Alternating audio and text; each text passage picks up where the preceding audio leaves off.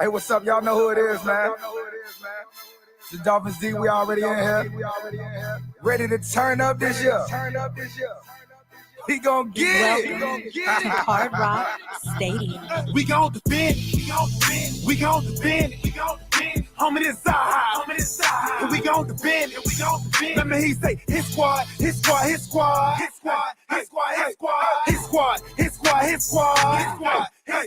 We gon' defend. We gon' defend. Homie, this side. And we gon' defend. Let me hear you say, his squad. We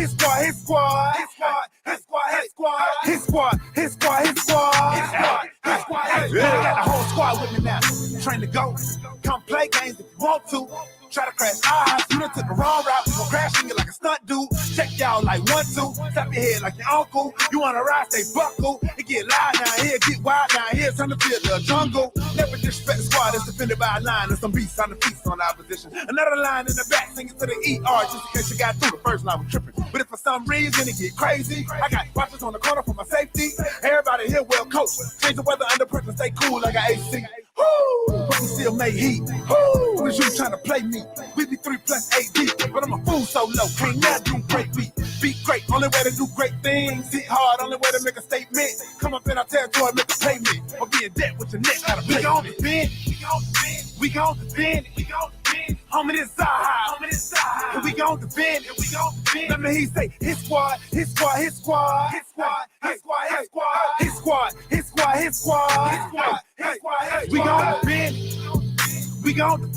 gon' defend. Homie, this side. And we gon' defend. Let me hear you say, his squad.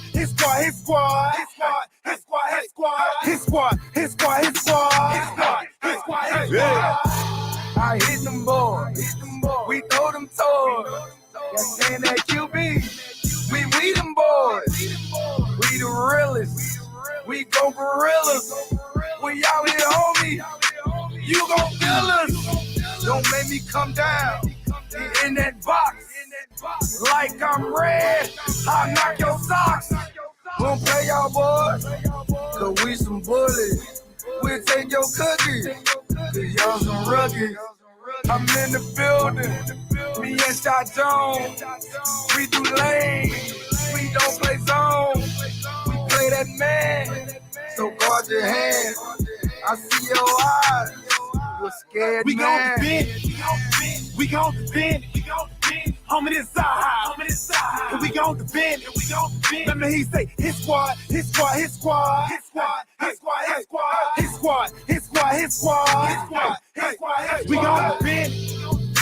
gon' defend. Homie, this side. And we gon' defend. Let me hear you say, his squad.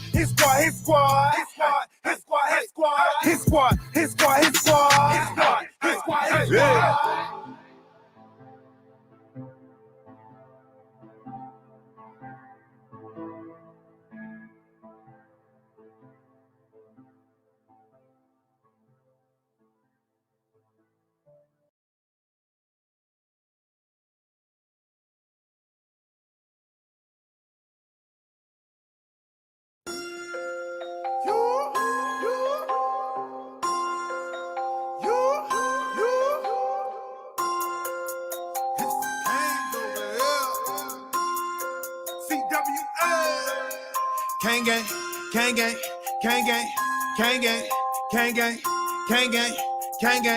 Gang gang.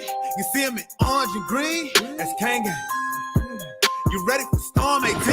That's gang gang. Gang gang, gang gang, gang gang, gang gang, gang gang, gang gang, gang gang, gang gang. You see him in orange and green? That's gang gang. You ready for Storm 18? That's gang gang. That's gang gang.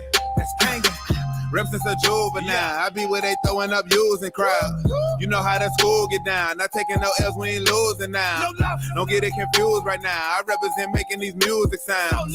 They play me when they study in their dorm room, request me an Uber now. I be screaming Kane gang, across the world they be screaming out the same thing. We first to arrive and last to leave, we feeling a sense of capacity. You know I won't change while you asking me, be throwing this youth to the casket deep. Be all on the field like Sebastian B. Rockin' Canes where I'm a fashion freak, look. I be staying live on pipe now. No. Ass down life, it's a lifestyle. Yeah. And like the mother schools don't confuse us. We the only ones that really throw the you up. But Kane spam turned up where you find me. Yeah. Hit hard like I seen it go to Shanti. Try to reach a Manny D, they remind me. Yeah. That them Canes right back in they prime. Screaming out. Kane gang, Kane gang, Kane gang, Kane gang, Kane gang, Kane gang, Kane gang. You see him in orange and green? That's Kane gang. You ready for Storm 18? That's Kane gang. Kane gang, Kane gang, Kane gang, Kane gang, Kane gang, Kane gang, Kane gang, Kane gang. You see him in orange and green? That's Kane gang. That's Kane gang. You ready for Storm 18? That's Kane gang. That's Kane gang. That's Kane gang. So low, so low, so low, deep. So low, so low, so low, deep.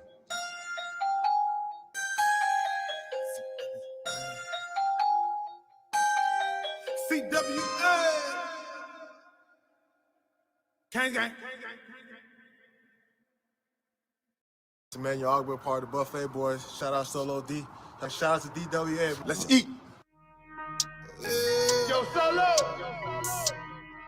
You know they been saying you gotta make a hit squad part 2. But you know, man, we hungry this time, man. We gotta eat this time. Yeah. Back in the beast mode. AFC was trying to rap up the East Coast. Take shots, fall back, then reload. Get the powder time to slap up these foes. Anytime we hit the field, then we must play. Any boys going hard, man, I must say. Trying to stay in one route like the busway. Trying to eat teams up like a buffet. Buffet. Eat the offense like a buffet. Eat the quarterback like a buffet. Eat the running back like a buffet. Eat the wide receiver like a buffet. Eat the O-line like a buffet. Eat the coach up like a buffet. Eat the fan base like a buffet. Eat stay in one route like the busway. I say and not quote. Go hard or go home is the motto. A pick or a sack is the lotto. Let's cook them like Emerald Lagasso. My bad, Lagasse. He going south, that is not me. Hungry for greatness, so I eat. Stay in my zone like a Bobby. Jumping off the edge like E and Shaq. Straight pressure, never even back. Protection on the way you gon' get wins. Split through the middle like Wilkins. Got some backers on the back that's gon' back me up. Straight action, we be acting up. Tell Coach Drop his best plan, but it still get snatched by X-Man. Cause we back in the beast mode. AFC was trying to rap up the East Coast. Take shots, fall back, then reload. Get the powder time to slap up these foes. Anytime we hit the field, then we must play. Any boys going hard, man, I must say. Trying to stay in one route like the busway. Trying to eat teams up like a buffet. Buffet. Eat the offense like a buffet. Eat the quarterback like a buffet. Eat the running back like a buffet. Eat the wide receiver like a buffet. Eat the O-line like a buffet. Eat the coach up like a buffet. Eat the fan base like a buffet. Stay one route like a buffet. Eating like a buffet, it be a long day. We ain't gon' play. Get them boys green, no subway. Pick the ball off X and BJ. I don't care about what he and she say. That's nonsense. Check the replay. I work overnight and it's early morning, but I'm turned up cause it's game day. They don't really want it with your boy. O-line really get destroyed. Ex-Patriot, Cal Van Noy. Put him on his butt, hurt everyone. What's a grown man to a boy? Jam him at the line, dare you to throw it. Disciplined coach Brian Flores. Never getting rattled to the boys. Fans better pay attention, even social distance. I got a witness and you know we blitzing, but mind your business. Christian Wilkins on the line of scrimmage. Far from timid, pushing to the limit, revving engine. You know we gotta get it, Nick Needle. You know we gonna pick it, Van Ginkle. Take it to the business. Fins up till my life is finished. Say it with my chest cause I'm in it. A lie, know why, I admit it. New era, yeah, I division. A win streak, we just keep on winning. So I lose, tell them suck a limit. Bills with the Jets and New England. Miami talk dogs where you hear me. Back in the beast mode. AFC was trying to rap up the East Coast. Take shots, fall back, then reload. Get the powder time to slap up these foes. Anytime we hit the field, then we must play. Any boys going hard, man, I must say. Try to stay in one route like the busway. Trying to eat teams up like a buffet. Buffet. Eat the offense like a buffet. Eat the quarterback like a buffet. Eat the running back like a buffet. Eat the wide receiver like a buffet. Eat the O-line like a buffet. Eat the coach up like a buffet. Eat the fan base like a buffet. Stay in one route like the busway.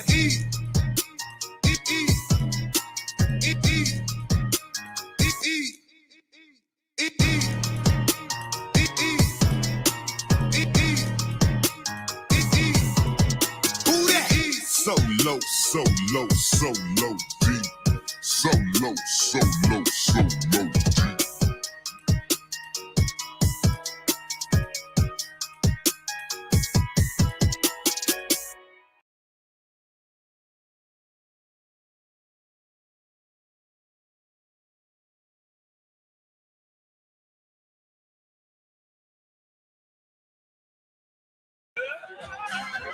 You already know, man. We're out here with the legend, man.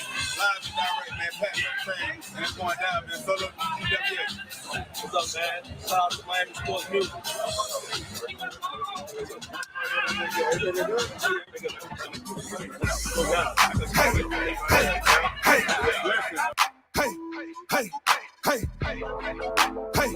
Hey. The new anthem for the new era. Fins up. Throw them fins up. Throw them fins up. Hit. Throw them fins up. Throw them fins up. Hit. Throw them fins up. Throw them fins up. Hit. It's the new era and we back up in the mix. Throw them fins up. Throw them fins up. Hit. Throw them fins up. Throw them fins up. Hit. Throw them fins up. Throw them fins up. Hit.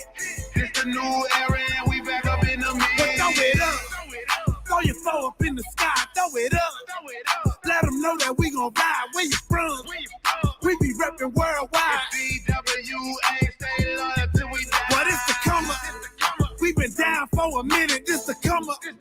We been reppin' staying consistent. This the come up. Now the world gotta feel it. Reppin' so loud, whole world gotta hear it. New era. Dolphins on the clizzard. Tick, tiz out. Till we reach the tiz out. This another stizz out. Reppin' till we drizz out. Solo D, I be reppin' with this hip hop. Throw them fins up.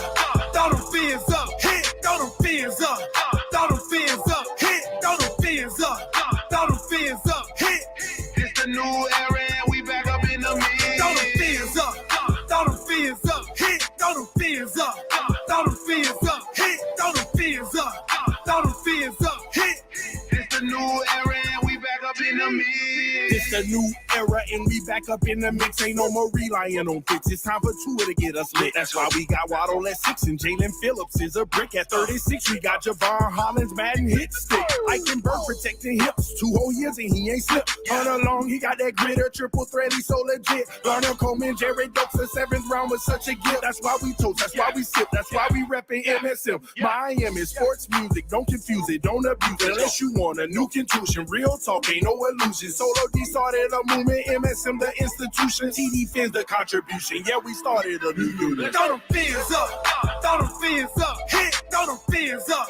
Throw them fins up. Hit. Throw them fins up. Throw them fins up. Hit. It's the new era and we back up in the mix. Throw them fins up. Throw them fins up. Hit. Throw them fins up. Throw them fins up. Hit. Throw them fins up. Throw them fins up. Hit. It's the new era and we back up in the mix. MIAMIDOLPHINs.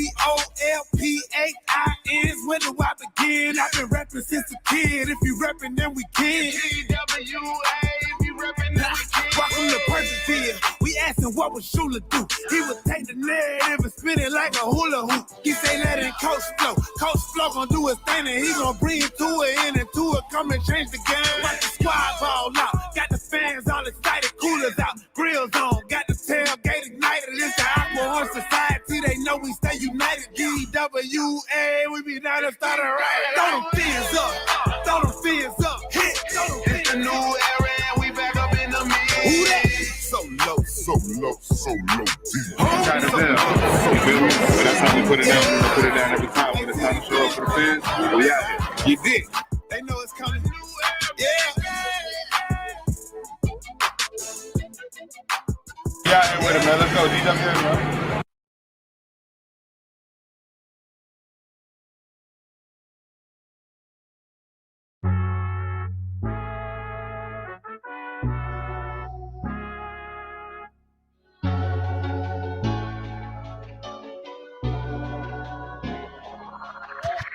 I know the whole city riding. A little early, it's a bit surprising. Business moves, now we enterprising. Switch it up, now we improvising. Go to get in the winter column. Whole squad been trained to go. Fins for life, we throw the foe. Singing this just to welcome bro. To a time, to a time. Time to grind, time to shine. To a time, to a time. To a time, to a time. To a time, to a time. Time to grind, time to shine. To a time, to a time. To a time, to a time. My intuition told me this. To trust the coach, he holds the gift. He knowing when to go with fits. So we knowing when to switch. This year we got the golden pick. Time to see what that pick about. Bad vibes get sent out. Only fans up in this house. We been waiting, yeah, we been patient. Now it's time to cash out, no discount.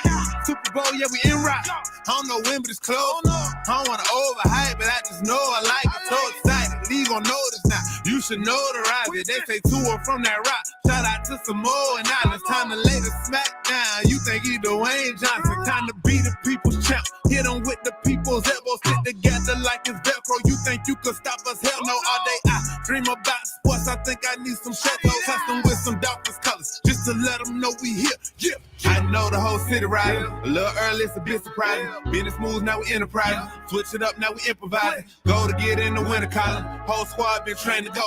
Vince for life, we throw the foe. Singing this just to welcome bro. To a time, to a time. Time to grind, time to shine. To a time, to a time. To a time, to a time. To a time, to a time. Time to grind, time to shine. To a time, to a time. To a time, to a time. To a time, to a time. Really hope he the man. Hope we found us a gem. Like the Heat found Bam. Wanna take time to thank Fitz, cause he put on a show. But the young man up, in the whole city know. Time to catch all the blessings. Cash out on the investment. Ball out, don't choke. Fins want all the smoke. Chris Gregg gave hope. Coach flow like spoke. Dan Marino still a GOAT. But to a man on go. Watch to a man throw. Watch to a man scope. Watch to a man dish shoes that we never ever seen before. Fans up, let's win. Born ready for a ring.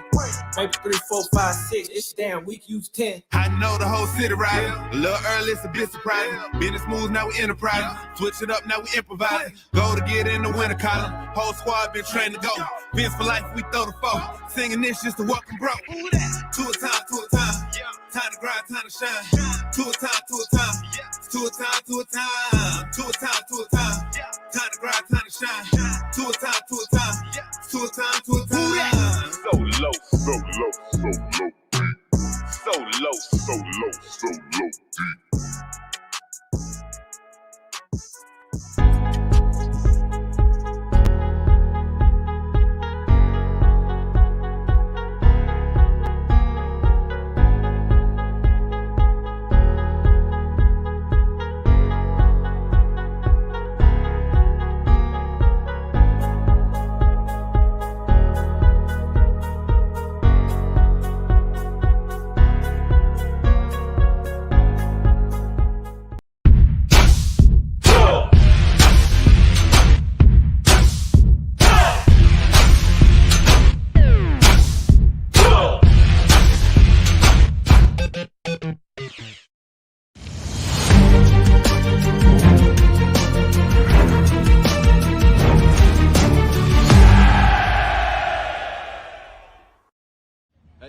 I'm Danny Johnson, CEO at TPP, The Positive Porpoise. I'm Jason Miller from Fins Up SoCal Fan Club. I'm Scott Howell from Atlanta Dolphin Club. Mark Angelo, NorCal Dolphin Club.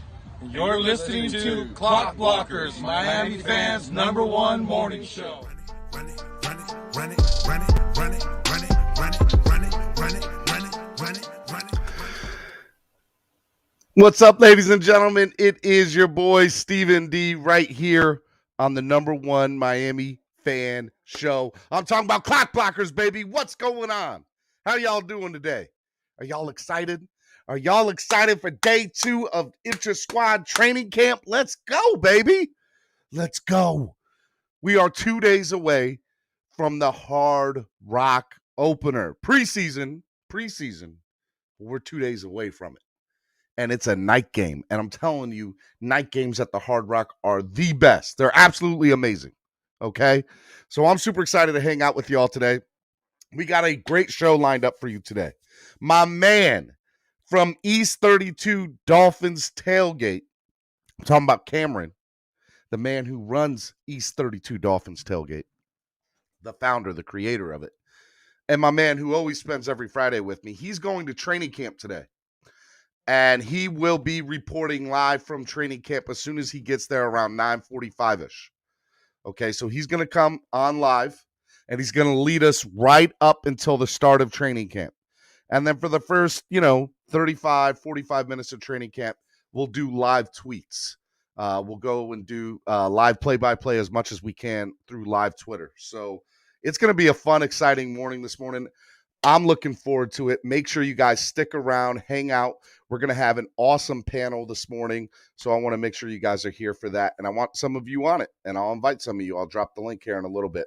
So I want to say good morning to my Fins family and my Fin laws. How are y'all doing this morning? It's amazing. It's awesome. I want to give a big shout out to people that are in the comment box already. My man, Ennis, Roman, Lakers all day, C. Dola, Dolphin Don, Stetson, 4Ps, Cap for Life. Who else we got? Chef Zhu. Chef Zhu. Always telling people subscribe, like, become a member today. Make sure you guys, if you haven't done so already, please hit that like button. Hit it. Hit that like button. I'm not playing with y'all. Make sure y'all hit that like button. Make sure you'll subscribe to the channel if you haven't done that already. We want to make sure that we grow, and the only way we do that is with your help. And so the biggest and best way to do it is making sure you're hitting that like button, subscribing, and sharing this link.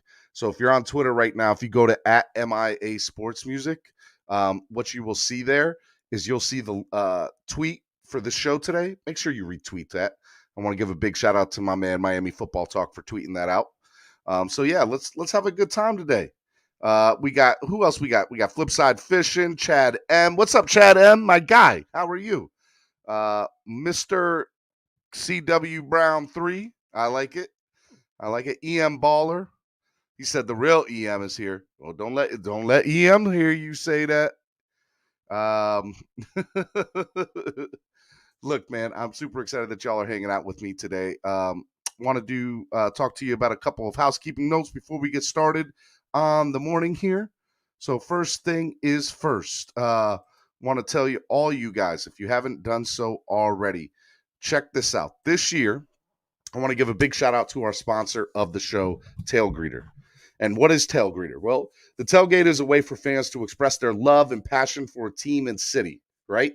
And the community in the parking lots allow everyone to be themselves no matter where they're from or what team they root for. When it comes down to it, there's no denying the allure of the game day experience. And tailgating is the glue that holds it together, right? So go to tailgreeter.com. And when you go to tailgreeter.com, what I want you to do is type in East 32 Dolphins Tailgate. Make sure you guys do that. East 32 Dolphins Tailgate. And what you'll see is you'll see Cam's Tailgate up there. He's going to have a whole bunch of stuff that comes with his ticket. Food, just a good time all around. I'll be there doing a pregame show. Solo's going to perform there. It's going to be awesome and amazing. Live music, absolutely amazing. It's the number one spot to be down at the Hard Rock on game day. All right, so East 32 Dolphins Tailgate when you go to tailgreeter.com. All right, also follow them on social media @tailgreeter. No S at the end, @tailgreeter. Make sure you guys go follow Tailgreeter. Give a big shout out to Tailgreeter for being a sponsor of the show. Love you guys, and I appreciate your support of the show, okay? All right, now that we got all that out the way, I want to remind everybody, if you want to also become a member of the channel, join today. Join, sign up, become a new YouTube member of our channel. You get exclusive content, just a lot of amazing things that come with it. I want to remind everybody, if you're interested in becoming a member of the channel, what I'm going to do is I'm going to put in the chat box right now the link to sign up to become a member. I have a goal today. I'd love to get 3 new members to the channel. Just 3. So sign up to become a member of the channel. Be like my man, Miami Football Talk, Big John 007, Chef Zhu, Estefan, Trey Burton. Guys, tell these guys they need to sign up. Become part of the family today. You become part of the family, all right? You, my brother and sister, become part of the family. All right. Guys, it's absolutely awesome. So make sure you guys sign up to become a member today. All right. And if you want to donate to the channel, we always accept the donations. It's absolutely a great thing because it helps the channel grow. So I want to remind you, if you want to do that, you can do it one of 3 ways. You can do it through the YouTube live super chat, which is, if you look down at the bottom right of your chat screen, you'll see a little $ icon. You click that little $ icon and you guys can donate to the channel that way. Or you guys, if you don't want to do it through YouTube, you can do it through PayPal, MSM Podcast Network, or you can do Cash App, $, MSM Podcast Network. Just remember, when you guys do it, it goes to helping the channel grow. Let's go. All right. Also, guys, we have a lot of stuff going on around the 305. Guys, look over here. You'll see around the 305. I'm always talking about the round 305. There we go. See, I got to do it right there. Yep. you guys see what I'm trying to do. Make sure you guys go to 305sports.net. Instagram, Facebook, Twitter. Follow them at 305 Sports with 2 S's. What is 305 Sports? Well, let me explain it to you guys. All the latest sports news coverage in South Florida, from high school all the way to the pros. The 305 Sports team has the best news around. And they also have a really, really cool guy. He's our media director. I'm talking about Jamie Bahamas. Make sure you go check out all his content on the web. He's got the latest article out on the website. Make sure you guys go check out him. And also, if you guys like hearing talking about them Dolphins, which is his podcast on 305 Sports, make sure you guys go download it, okay?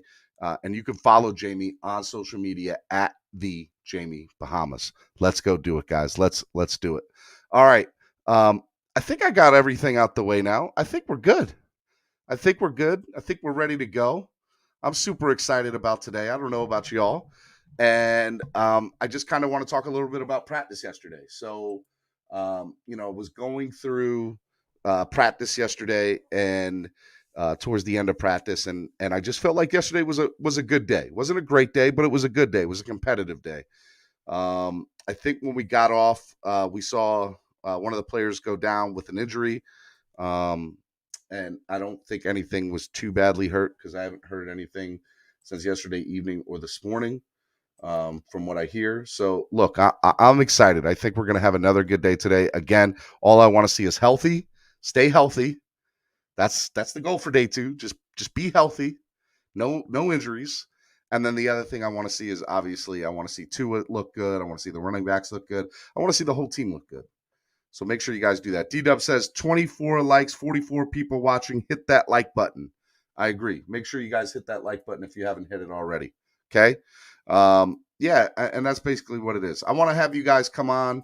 I want to hear you guys talk about whatever it is you guys want to talk about when it comes to the Dolphins this morning, right? So, it was Jakeem Grant, and I haven't heard anything on Jakeem yet, so make sure you guys do that. What's up? What's up with TD, Steve-O? TD has been sick all week. He actually called me late last night to do the AFC East Roundtable. I was on my way to dinner. I couldn't do it. But TD's good. TD's okay. He's just resting up, and he's getting ready for the season. So he's not taking it too hard, and I think he'll be fine. So TD's resting, and we're going to let TD rest. That's the best thing we're going to do, okay? EM Dolphin fan, what's up, my guy? Get on here this morning. Hang out with us. All right, let's bring on our first person in here. I put the link for the chat in here. You guys, come on. I want to hear from you guys.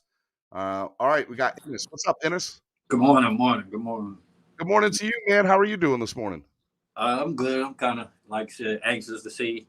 I think yesterday, they had 2.5 days off. Well, walkthrough, I don't consider that practice. That's why I said half day.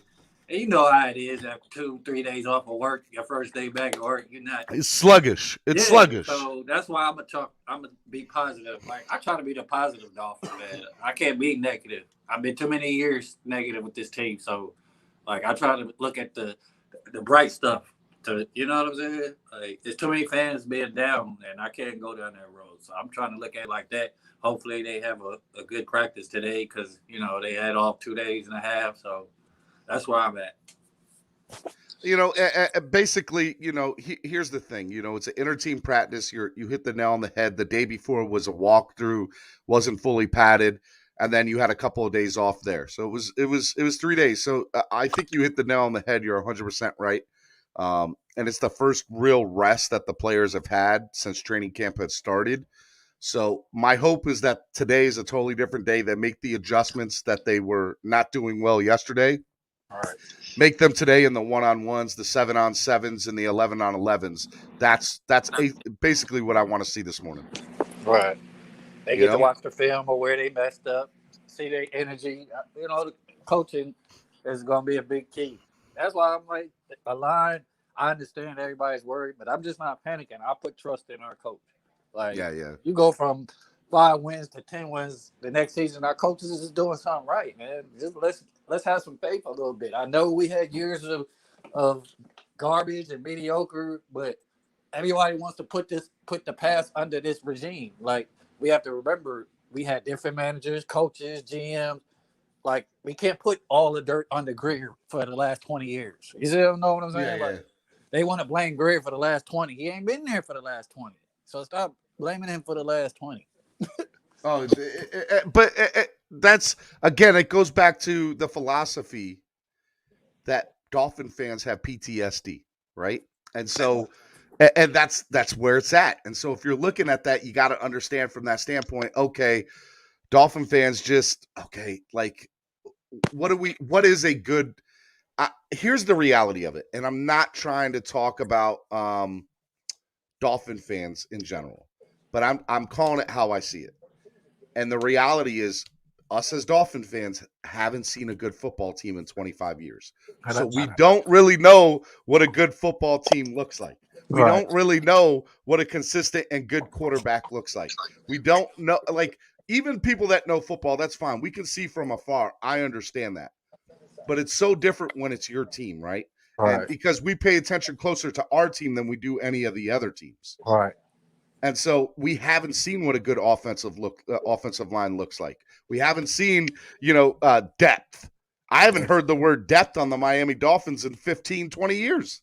But that's my thing, Steven. I'm like, we finally going in a good direction. Why everybody want to be nitpicking? Like, we finally had a 10-win season in how long? Look, that's a fair point. But the reason that it is because they don't believe it. Right. They think it's an anomaly. We've had an 11-5 season before. We've had a 10-6 season before. Right. But what happens the very next year? We go down. We go down. What we want to see from this team, what every Dolphin fan wants to see from this team, right, is consistency. Right. And the only way to prove to the fan base that the Dolphins are in a really, really good position is to make sure that they are winning this year and that they follow up this year with a better year, just as good or a better year than last year. And that's basically what Dolphin fans want to see. And if they see that, I think the fan base will get more and more excited.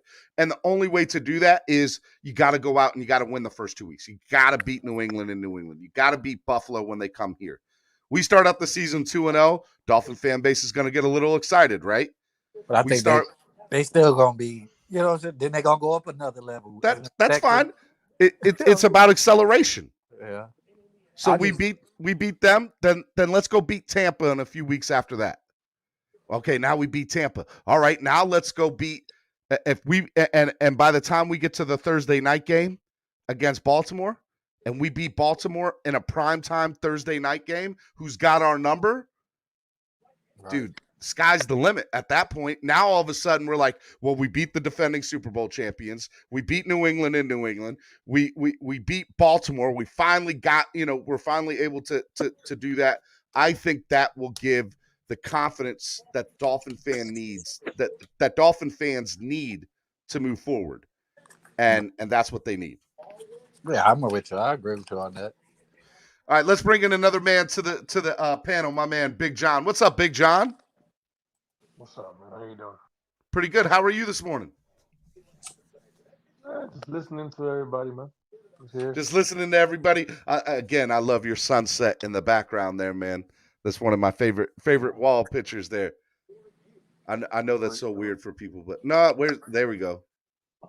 I like it. It's very peaceful and very calming. Let me ask you, man. I got one going out to you, man. You'll get it soon. You should be getting it soon.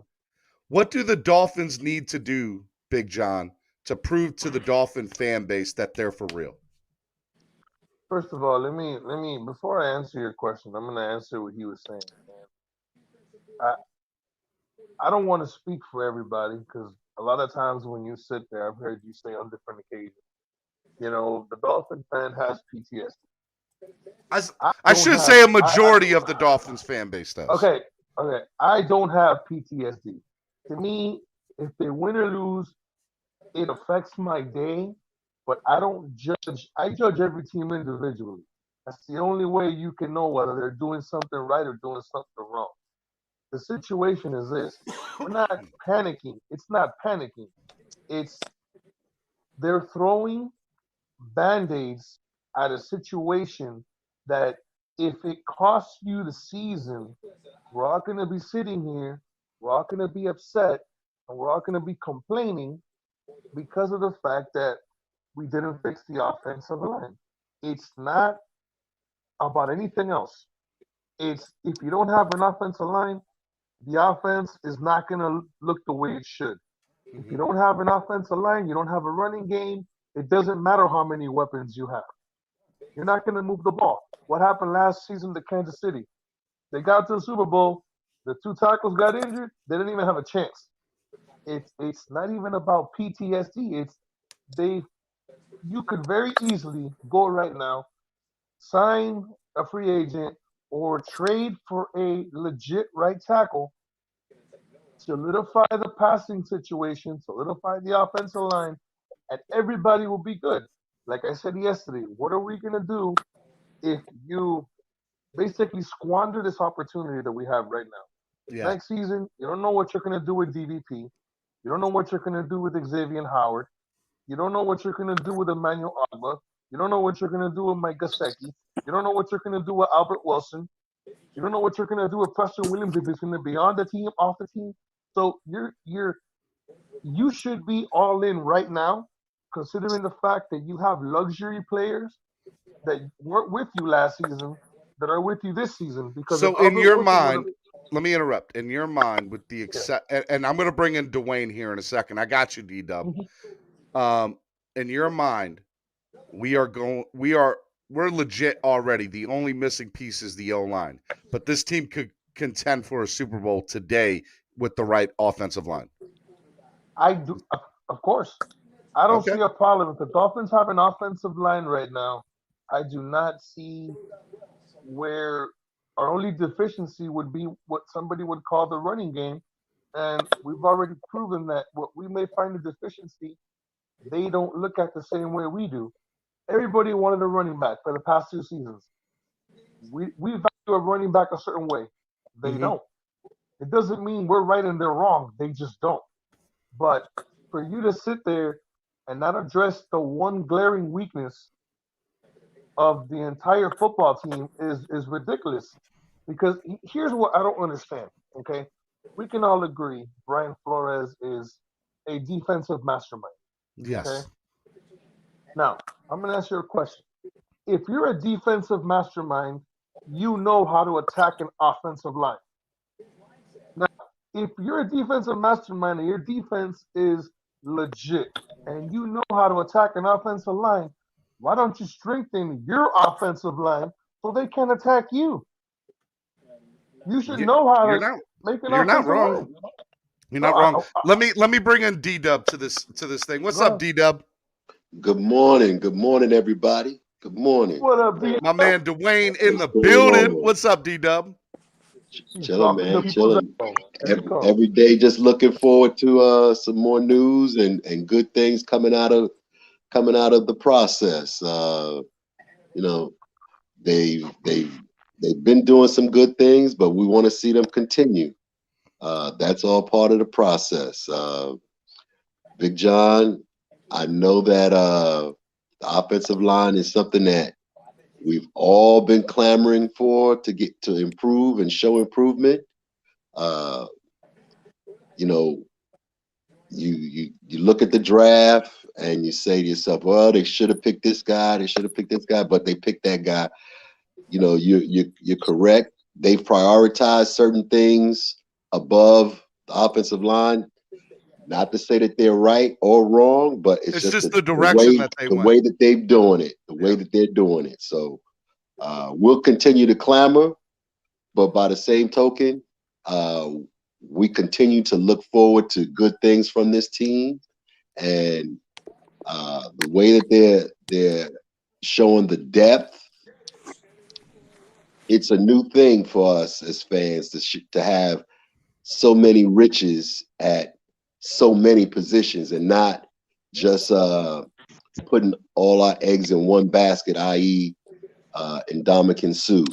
So, you know, there's a new way of doing things. Hey, I try to tell people when they talk about Ndamukong Suh, he's got a Super Bowl ring now. He's got a Super Bowl ring, and he's got a pathway in life that he doesn't have to worry about his family or his family's family for a while. So he's doing things the right way with his money. So you can't fault him. You can only fault the GM for at that point in time for not surrounding him with other players. Yeah. So, I hear you. Let me bring in my man Todd. What's up, Todd? What's going on, man? What's going on? Hey, everybody, if you're not talking, put yourself on mute, and when you guys come back in, take yourself off mute. Todd, what's going on, man? You had trouble yesterday. We got you on today. I was in an area with no reception yesterday. That's all right, man. You're on today. I made sure I got you on. I am so aggravated right now because of this.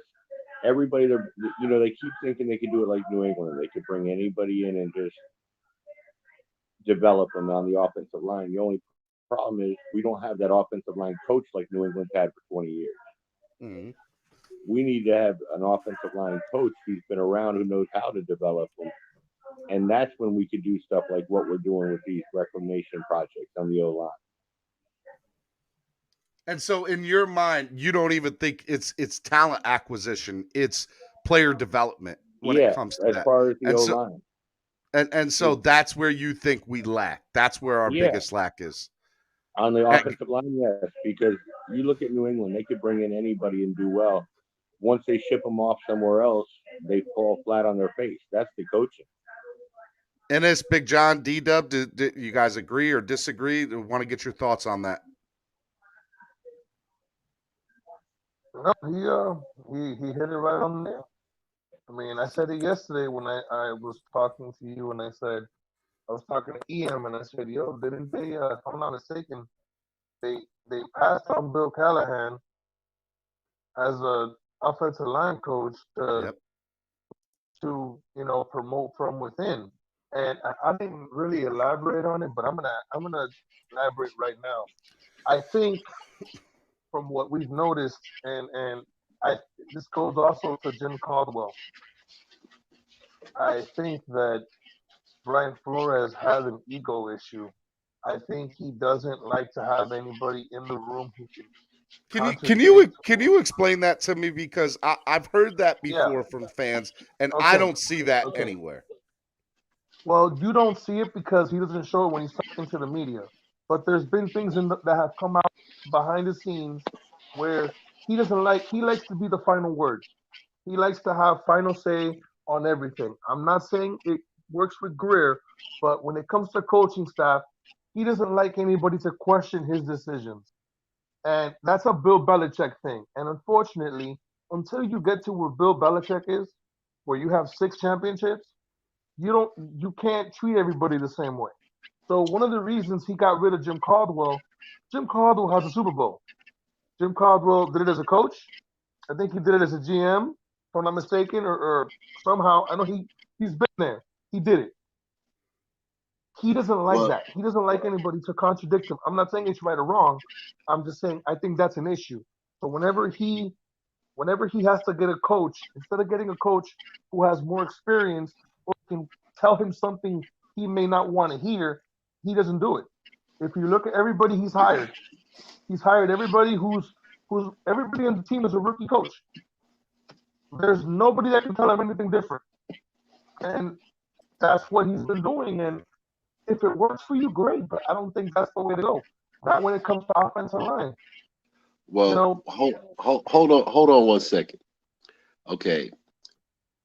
If Brian Flores felt some kind of way about his authority, he would not have hired Jim Caldwell to begin with. He did hire him. And as a head coach, you're supposed to have the ultimate say. You don't want to get fired for doing something contrary to what you believe is the right way to do something. People have gotten fired for doing things against what they truly believe. And you don't want to get fired doing things other than what you think is the best way to do it. Now, I agree. Now let me ask you one question, D. To that particular situation you just said. He brought him in. We agree, okay? Me and you agree on that. He brought him in. Now here's He my brought him in, question. and then he got Okay, sick. He got sick. wait, That's the reason why he didn't wait. perform. I know. Wait, he got sick, but after he got sick, when he got better, why didn't you bring him back? Jim Caldwell himself made a decision not to come back. Yeah, that was on Jim. That was on Caldwell. Yeah, that wasn't Flores saying, "Oh, I hired you, but now I want to get rid of you." Jim Caldwell made a life event decision to not continue his career. That's the reason why he didn't come back. With Miami. No, he's not. He hasn't. He's not coaching at all anywhere. He's not coaching at all. Didn't he get picked up like 3 months after? No. He's not coaching nowhere. Okay. No. So I thought he was working somewhere else. No. Flores wanted the experience. That's why he hired him. And to go back to what you were saying before about, rookie coaches, he hired one coach that didn't have experience in the NFL previously. That was a special team coach, and he also hired Jerry Alexander, the defensive backs coach. But that defensive back coach led California to the number one ranked secondary in the nation 2 years in a row. So, and he's dealing with he's getting coaches that have some experience, maybe not 20 years worth of experience, but some experience dealing with younger players, so that way they can communicate better with those younger players.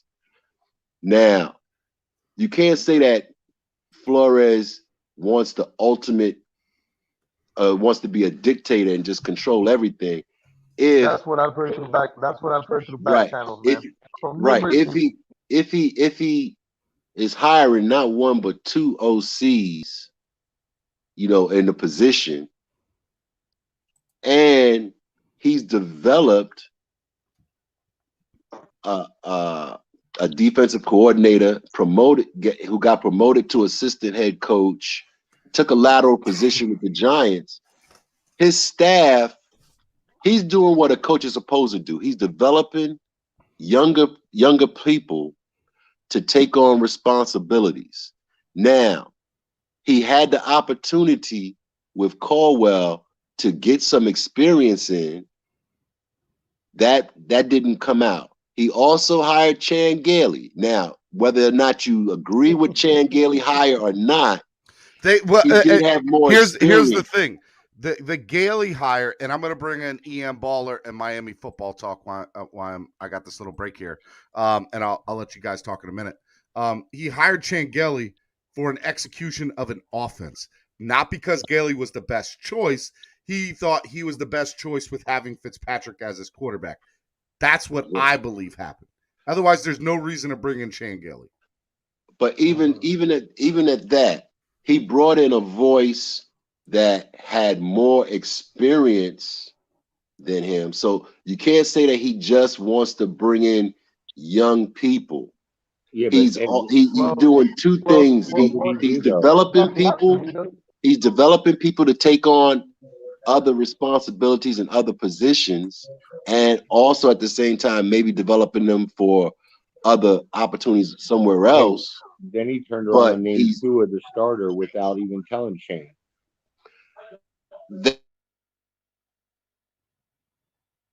Hey, EM Baller, Miami Football Talk. What's up, fellas? What's up?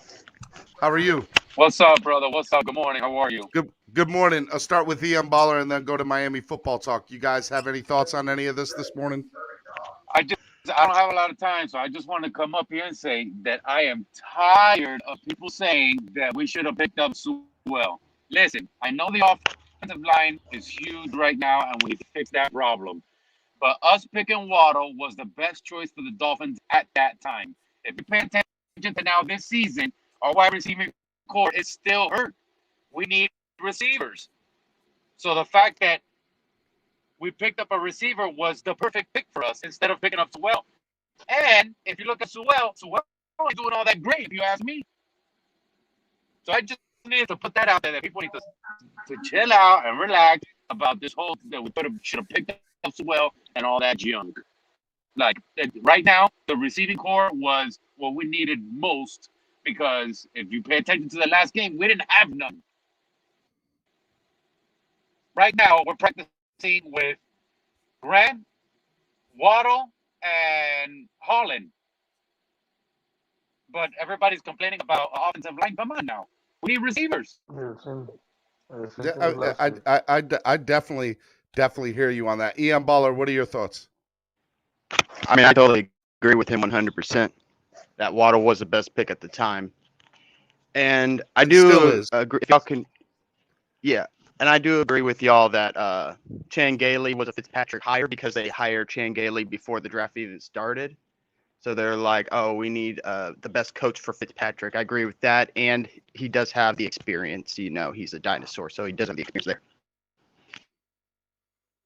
I mean, look, guys. So here's my thoughts on all this, right? And then I'll let anybody get on that wants to jump in. The Miami Dolphins did the best that they could do with what they had, in my opinion, based on the knowledge that they had. So in there, and you got to remember, every coaching staff has their own philosophy. They have their own scheme. And they have their own way of doing anything. And if you're looking at the Dolphins, and they believe that, this is my opinion of what I think they believe. This isn't saying that it is what it is. I believe that they think that this is the best thing for my squad. This is the best thing, to be able to make, to move forward. And so getting Waddle at 6 at 6. Was the best thing for their franchise. If you notice and you look at Jacksonville had Trevor Lawrence 1A and Waddle 1B. And from what I have heard, Waddle was the number 1 player on a lot of people's draft boards. That you have a chance to get the best player in the draft, you do it. And it isn't the Dolphins that are just thinking this. There's other teams that are thinking this. So that's one. That's my thought about Waddle. Number 2, as far as the O-line is concerned, I'll say what everybody's always said. We've always had an issue with the O-line, but how do we correct that issue? In my opinion, I think, again, we are still in the reality is, whether you want to think so or not, I think we're in year 3 of a rebuild. Now, granted, we have overachieved the first 2 years, so it's not like we're in a rebuild anymore.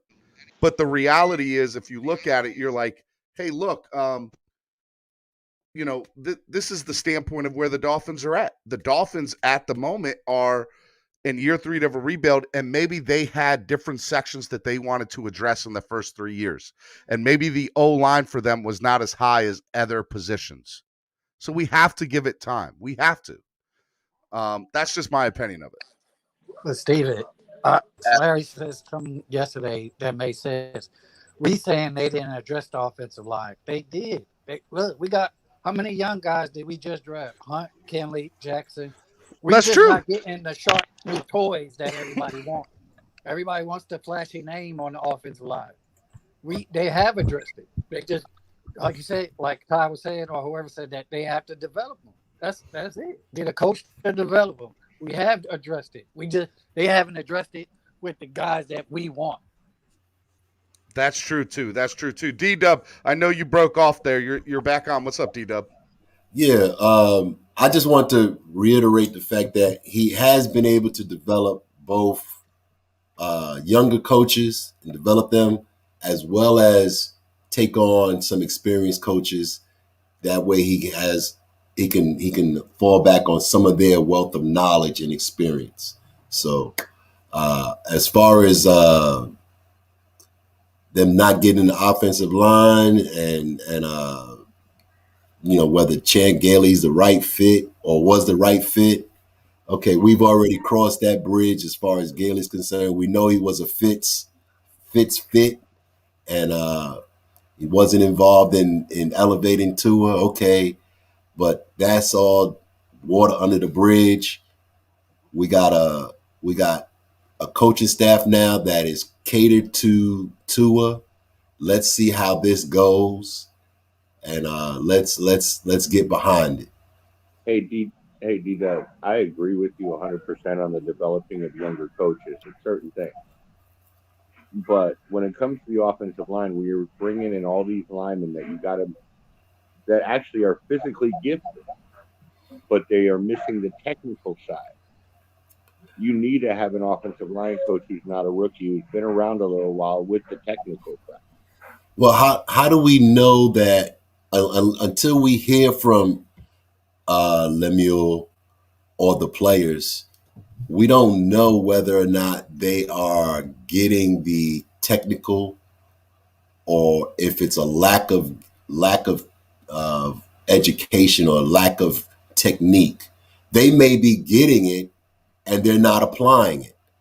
Until we see another change, and or we hear from a player or a coach saying that, hey, it was my responsibility to teach him and I failed, or yes, I got the instruction, but I wasn't physically capable, or I wasn't mentally capable of applying what was taught.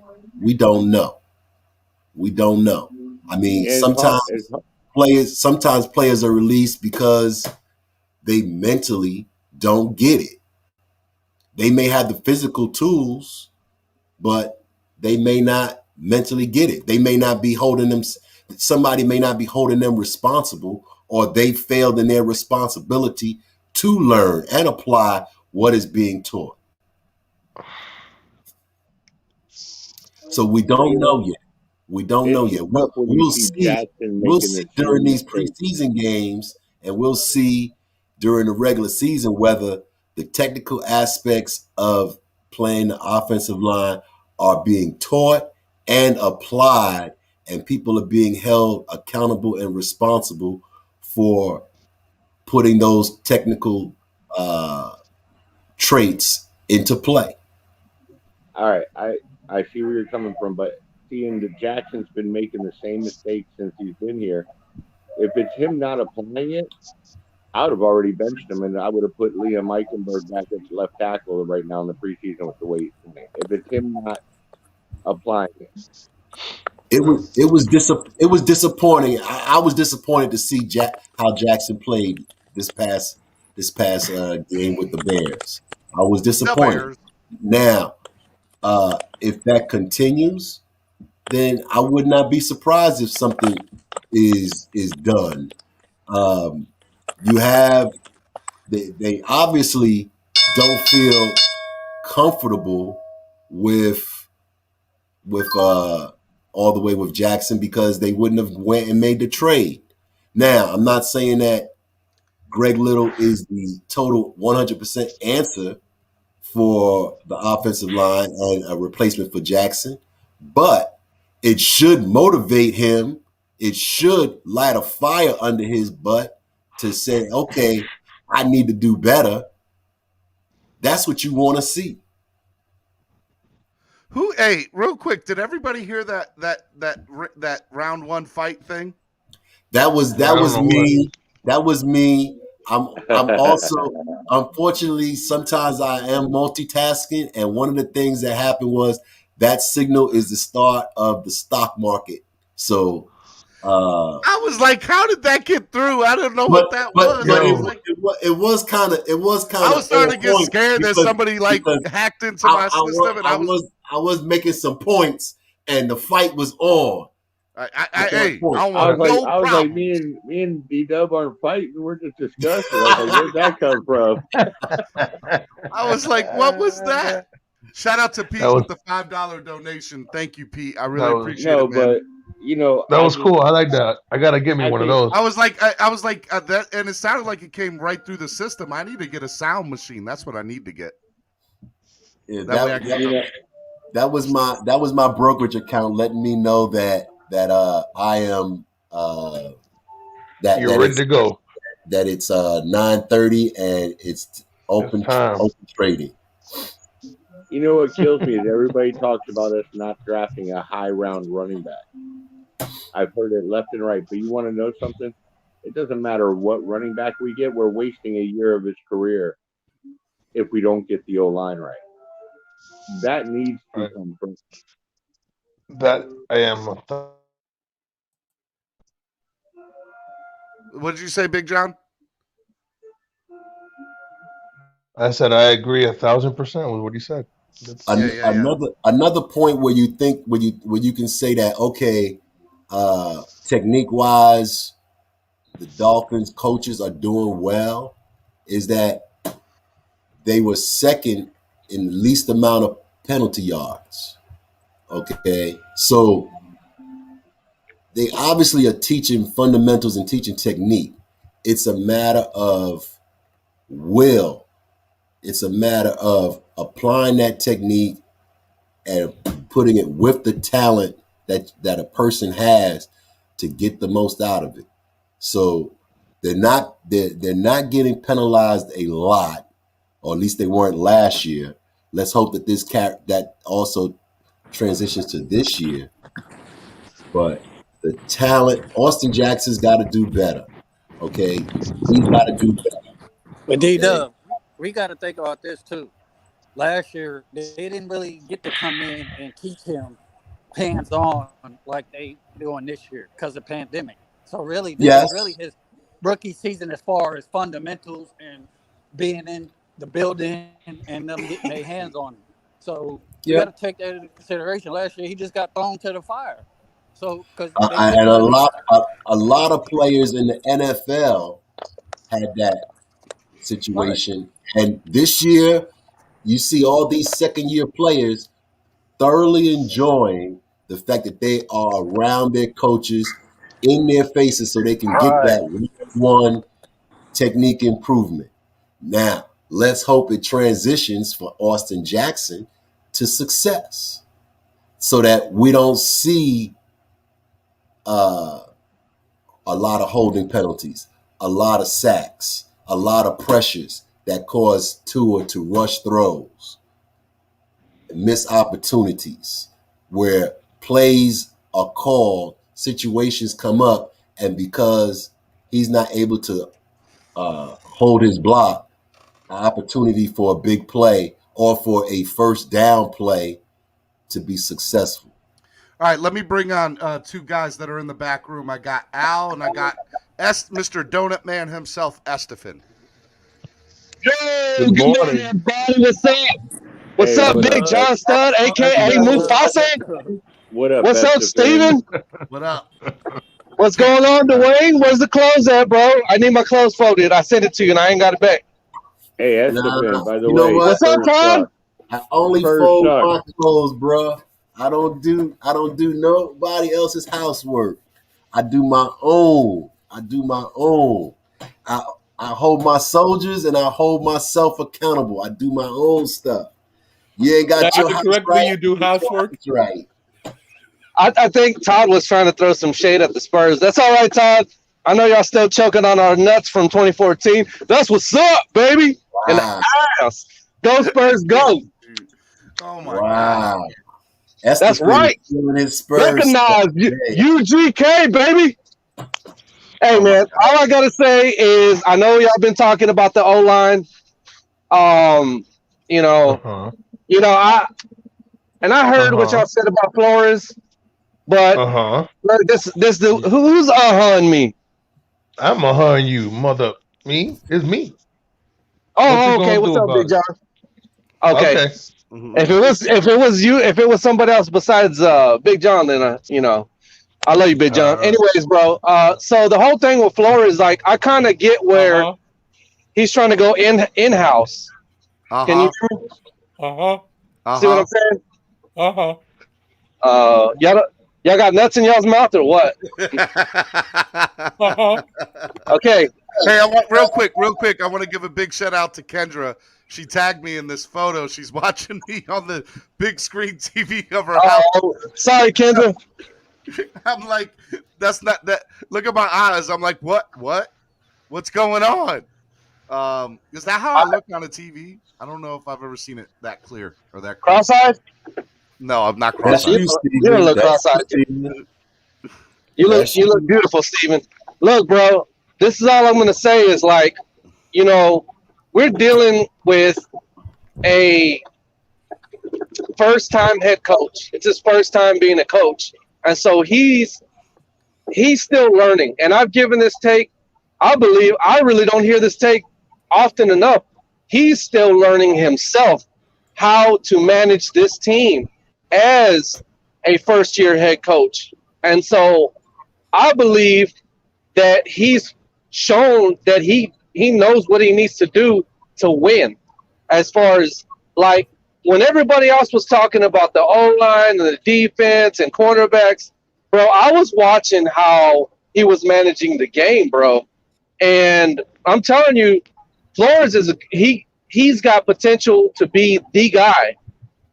And the reason I say that, when you just look at how he was managing the games, how he was using timeouts. Dude, Flores was doing unconventional stuff like calling timeouts for the defense. You know what I mean? But there's stuff that he could have done I believe there was a strategy, because I don't understand why he challenged so many plays that weren't going to get overturned. Like, I think he was literally throwing that red flag because it was like, damn, man, my offense sucks, bro. Like, I got to throw this red flag to let my defense, like, go get some water and, like, switch some guys out. Like, that's what I was thinking. Because if y'all paid attention, we lost a lot of those challenges. You know what I mean? So he's a first-year head coach, and going to the whole thing where you guys were talking about him being, what was the term y'all were using? Dominant. Look, I know D-Dub mentioned, yeah, he did hire Caldwell. He still did that, and he also hired Gailey. So my thing is, I understand to an extent.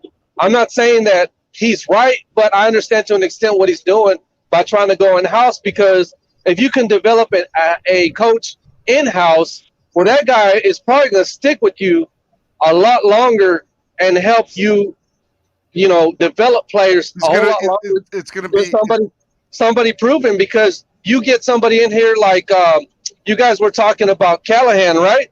So you get somebody in here like that, he might be 1 year and done, and he's gone. And then what? Then what happens to your development? You know what I mean? So I hear you. I hear you on that. Let me interrupt you there, Estefan. So this real quick before anybody gets on, I want to remind everybody this morning we got my man Cameron from East 32 Dolphins Tailgate on his way down to the stadium right now, right?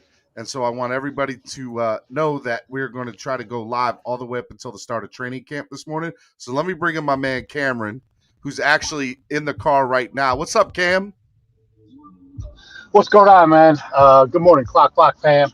I ran into some turnpike trouble right here around Griffin Road, so it might be a few minutes before I get there. Are you? Can you see the stadium?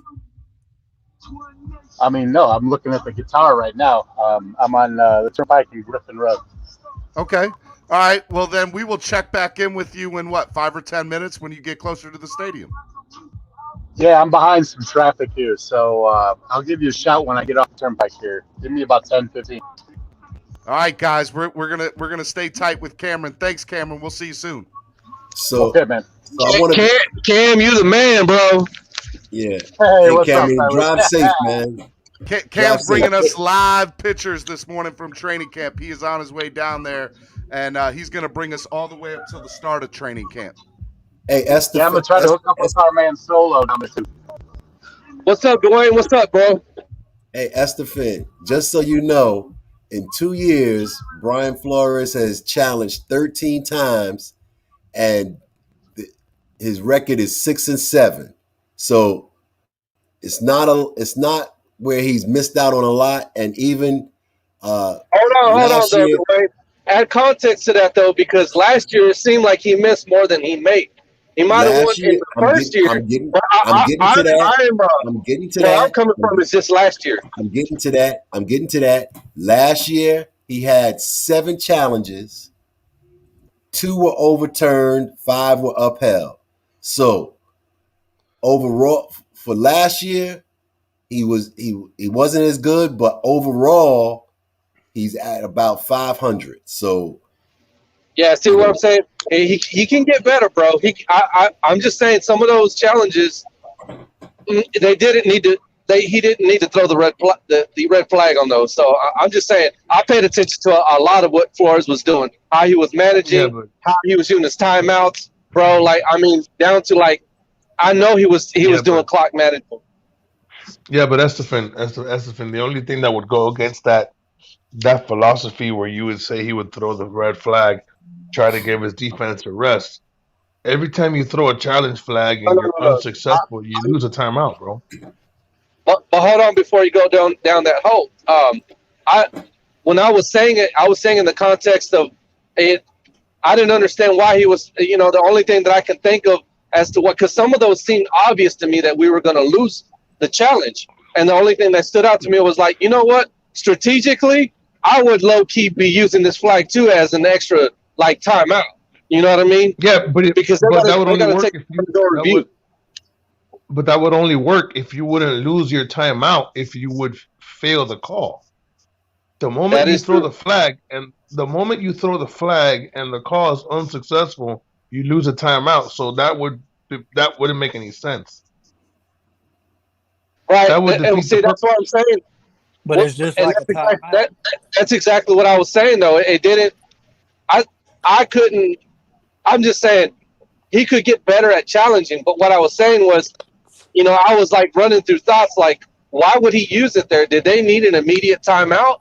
Did they need rest? Like, you know what I mean? Because some of those challenges, I thought he can improve. And it was what I'm saying. I'm being unbiased. Like, as much as I advocate for Flores, as you know, staying here as a head coach, like I'm objective. There's stuff that he can get better at. Like when he's in an interview and they're telling him, you know, yeah, you know, we know that you're a defensive-minded head coach, and he'll always stop them right where they are and say, no, he'll tell them, no, I'm a head coach.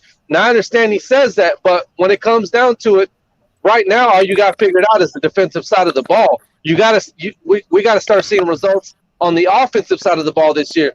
The only thing about, like, what we're deliberating over this morning and what everybody's talking about is we're all talking about the offense, right? And in my opinion, I think Tua looks good. He's starting to look better. Of course, he's got to be consistent, but the offensive line it's behind, and all these reports are negative.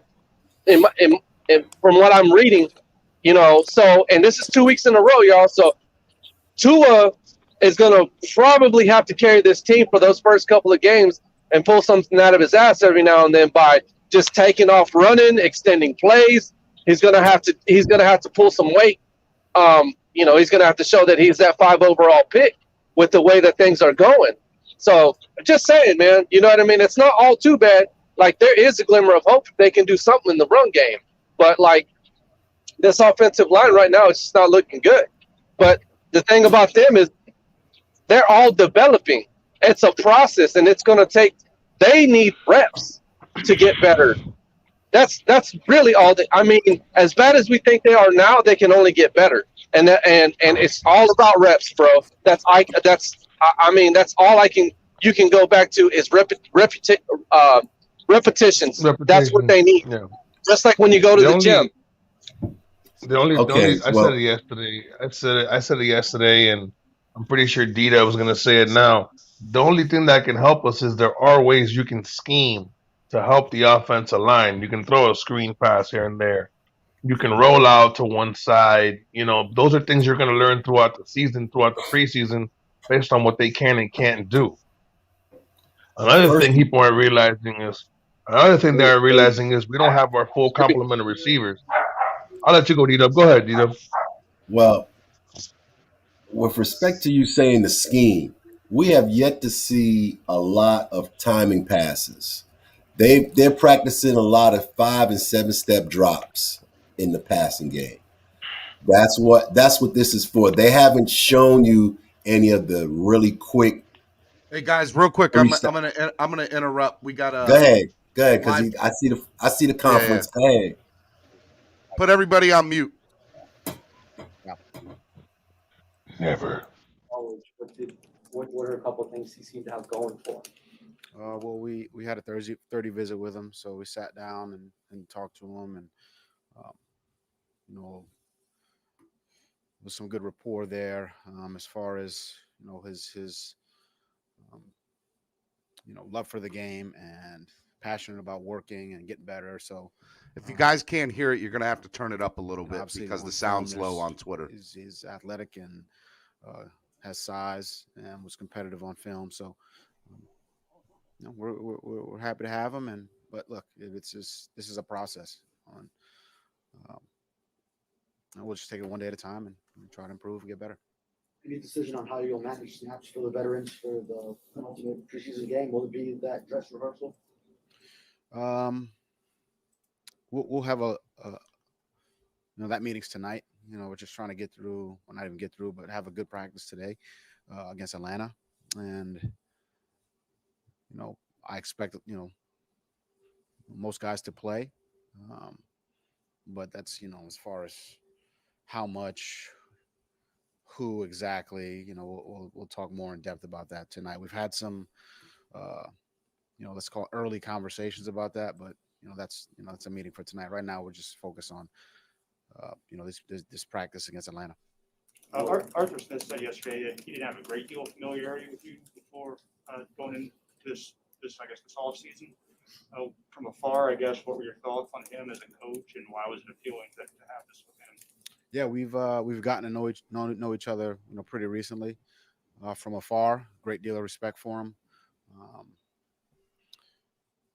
I think just in meeting with him and having conversations with him over the last few months about these joint practices, I've seen, that he's a guy who's tough, who's smart, who's competitive, who loves to coach, who's team first, who's humble, down to earth,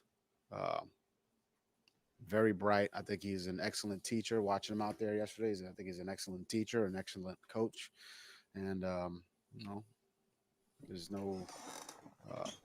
It's really not. I understand why he had so much success in Tennessee, and why he's been granted the opportunity to be the head coach of the Falcons, and a lot of respect for him. And hopefully we can continue this professional relationship. And yesterday was good, and we talked about the practice and the competition in the practice, and how we both felt good about the structure and the things we were able to get done, and the conversation we were able to have with our teams. So a lot of respect for Arthur, and look forward to working with him and his team today. I'm not sure.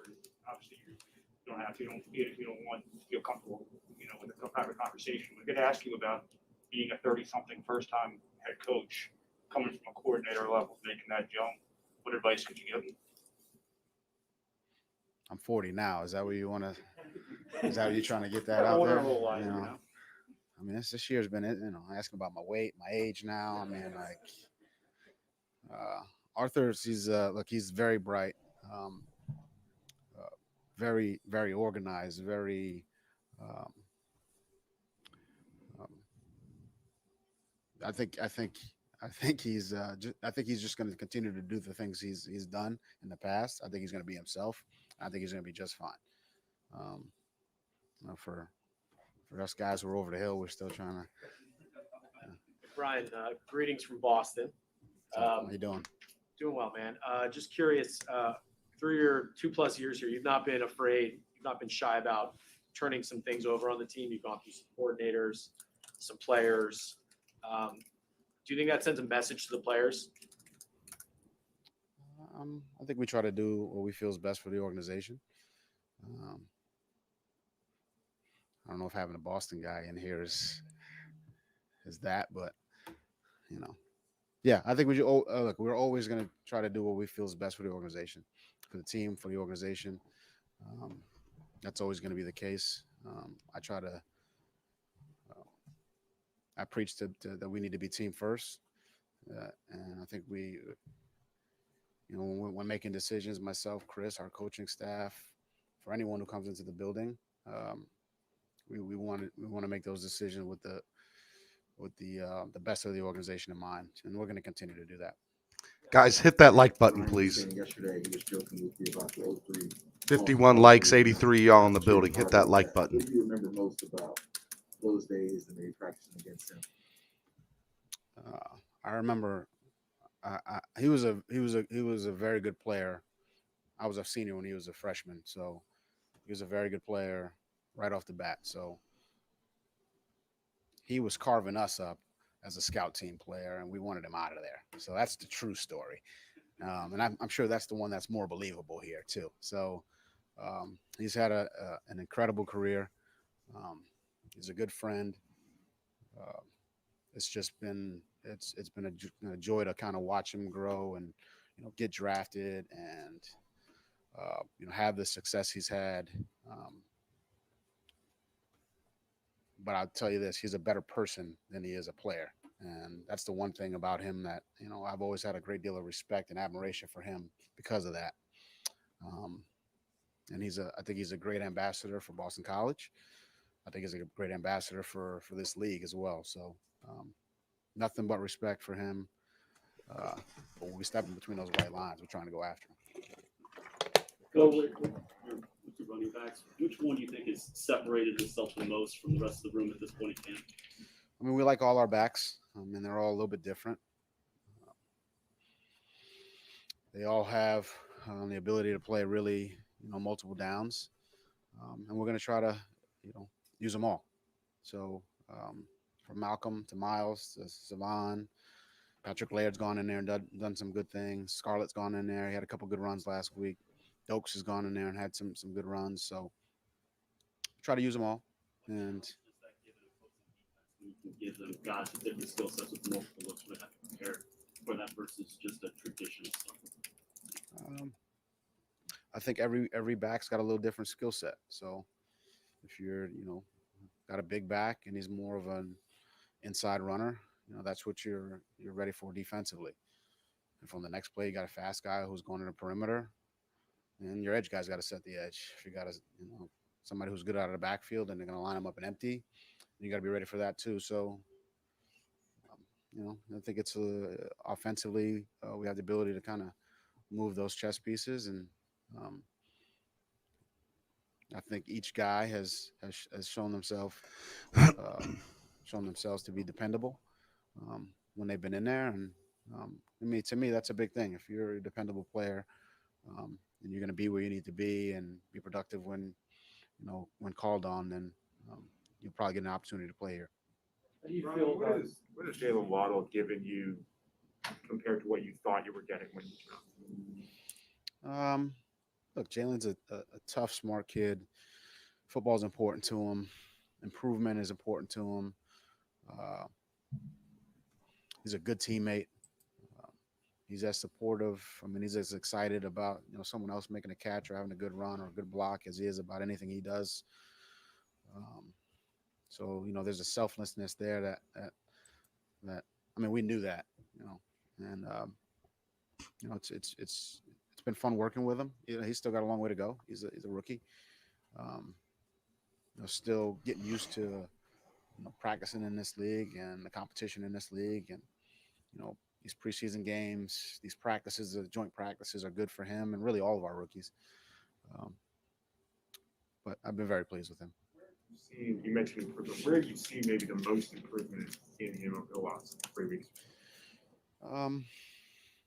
For all the rookies, I think it's, when you come into this type of environment, it's all of it is so new.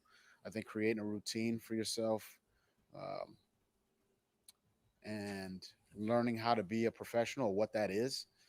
I think for all of them, I know you asked specifically about Jalen, but Jalen Waddle, but learning or figuring out a routine for yourself that's going to help you play perform at, the best of your capabilities. And I think that's something guys, that I gotta all go. of our Y'all have a rookies are still wonderful trying day. to figure that out. And, have a good day, Todd. Practice? Do I get a massage on my off day? Do I get in the cryo chamber? I mean, I think it's, and they're listening. They're taking the coaching.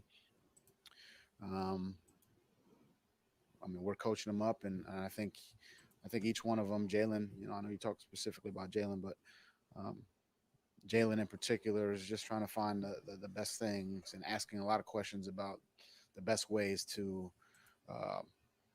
keep his body healthy, keep his mind healthy, so that he can go out there and perform. So having missed some time, how close is Xavier Howard to returning to his peak form?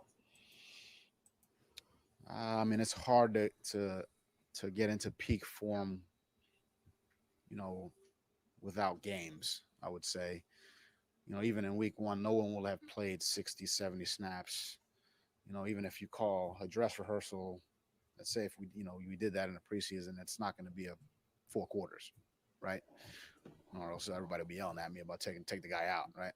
So peak performance, I mean, you can get close, but there's no way to mimic a 60-minute football game unless you do it. And I think the first time out is different than the 6th, 7th, 8th time out. So if you're talking about mid-season form, I think mid-season form is mid-season. That makes sense. What are you looking forward to about being back at Hard Rock Stadium? It's excited to get back into our home stadium. Excited to see the fans, for sure. I mean, I think that was the first thing that came to mind. Especially with last year. I mean, we had fans, but it was capped at, I forget the number, maybe 13 or 14,000. And compared to some other places, it felt like it was 113,000. So, excited to get, to play in front of our fans. I think we have a great fan base, a supportive fan base, and we're excited to get in front of them. And, we love feeling their support. So I would say that's probably the number one thing. Sorry, just one quick follow-up. With this being kind of your only preseason game, do you view this as, a way to get ready for the regular season in terms of your coaching staff and your teammates and players just getting ready and getting used to the stadium and the locker room and those kinds of things? Yeah, so we'll walk through. There's a lot of guys who haven't been over there, so we'll go over there. Hey, we park here, locker rooms here, training rooms here, weight rooms here. Well, this is our sideline. That's the play clock. That's the game clock. We'll go through that. And I think you have to do it, or else to assume that these guys know exactly where all that stuff or where to go is. I mean, I think it's make assumptions. We know what happens. But yeah, from that standpoint, we are going to try to do as much as we can to make game day as comfortable and seamless as possible, knowing full well that the first time out, there's always going to be something with a tablet or a headset or whatever it may be. Thank you, guys. Thank you, guys. All right. That was the press conference live from Miami Gardens with Coach Flo. All right, guys. I mean, I would love to get your thoughts. I'll start with D-Dub and then work my way around. D-Dub, what are your thoughts of the press conference and, anything that stuck out to you? D-Dub, you're on mute. So, a lot of coach speak. Nothing earth-shattering happened out of that. I was just mainly impressed at what he didn't say or what he didn't give away than what he said. So that's my take on it. Anybody else got anything else? I'm actually impressed that he learned from Bill Belichick on how to give you 79 words but not tell you anything. He literally he did. He gave you a paragraph and a half and he didn't say shit. Literally, he didn't say anything. Kind of rubs off on you after a while. It just gets annoying. I like Flores as a coach, but I don't really put too much into any of his interviews. Sometimes I just skip them, bro. I got to be honest. Like I'm not a fan of his interviews. I'll try to give you one. Well, the one thing that I think for me that I always find funny is I'll watch a Belichick press conference and Belichick gives one-word answers, right? Like you know all about this Estefan with Greg Popovich, right? So, you know, it when you have certain when you have certain coaches that don't really talk to the media, I think it's interesting, right? I'm not saying that Flo doesn't talk to the media, but I think he doesn't give anything away, and he does it in a tactful way and in a boring way. I don't think he talks to the media. That's not really talking to the media. Yeah, but just we heard the press conference this week where he did give some stuff away where we were like, holy cow, I can't believe he said this, you know? I can only imagine how his kids feel when they get punished. Like, I don't even know how that would go. You gotta remember, Belichick learned from Parcells. Parcells used to yell at the New York media all the time. They would ask him a stupid question, and he'd stand around there. He says, "You really got your nerve to ask me that question?" Oh, or he'd get on their case. Parcells' press conferences were legendary. Like, of course, like so good, so good. I mean, but at least that's he would challenge watching. He would challenge the reporters right then and there if they asked him something stupid. Belichick and Popovich, they'll both look at you with this blank stare, like, and just wait for the next question. That's just the way they answer the question. Yeah. Rather than getting pissed off at the guy, they'll just turn around and look at you. I think the best Belichick interview of all time was we're getting ready for was it for Cincinnati? Yeah, that's the best one of all time. Nothing else equals that one. Because I don't think he ever spoke as many words. Let me bring in my man Cap for Life. What's up, Cap? Yeah. You got a week off. What's going on? Oh, Cap for Life's at the stadium. Right. But this year, we're going to have 2 weeks off back from the game. So do you really want to go with your team like that? Yeah, but the first hey, somebody sounds coming through. Estefan. All right. Cap for Life, come back on. Can you hear me, Cap for Life? Cap for Life got off. Cap for Life was at the stadium. Or was that training camp? Yeah, he's got a bad phone, bro. That was his phone. Yeah, he's there with Larry. Oh, is he there with Larry?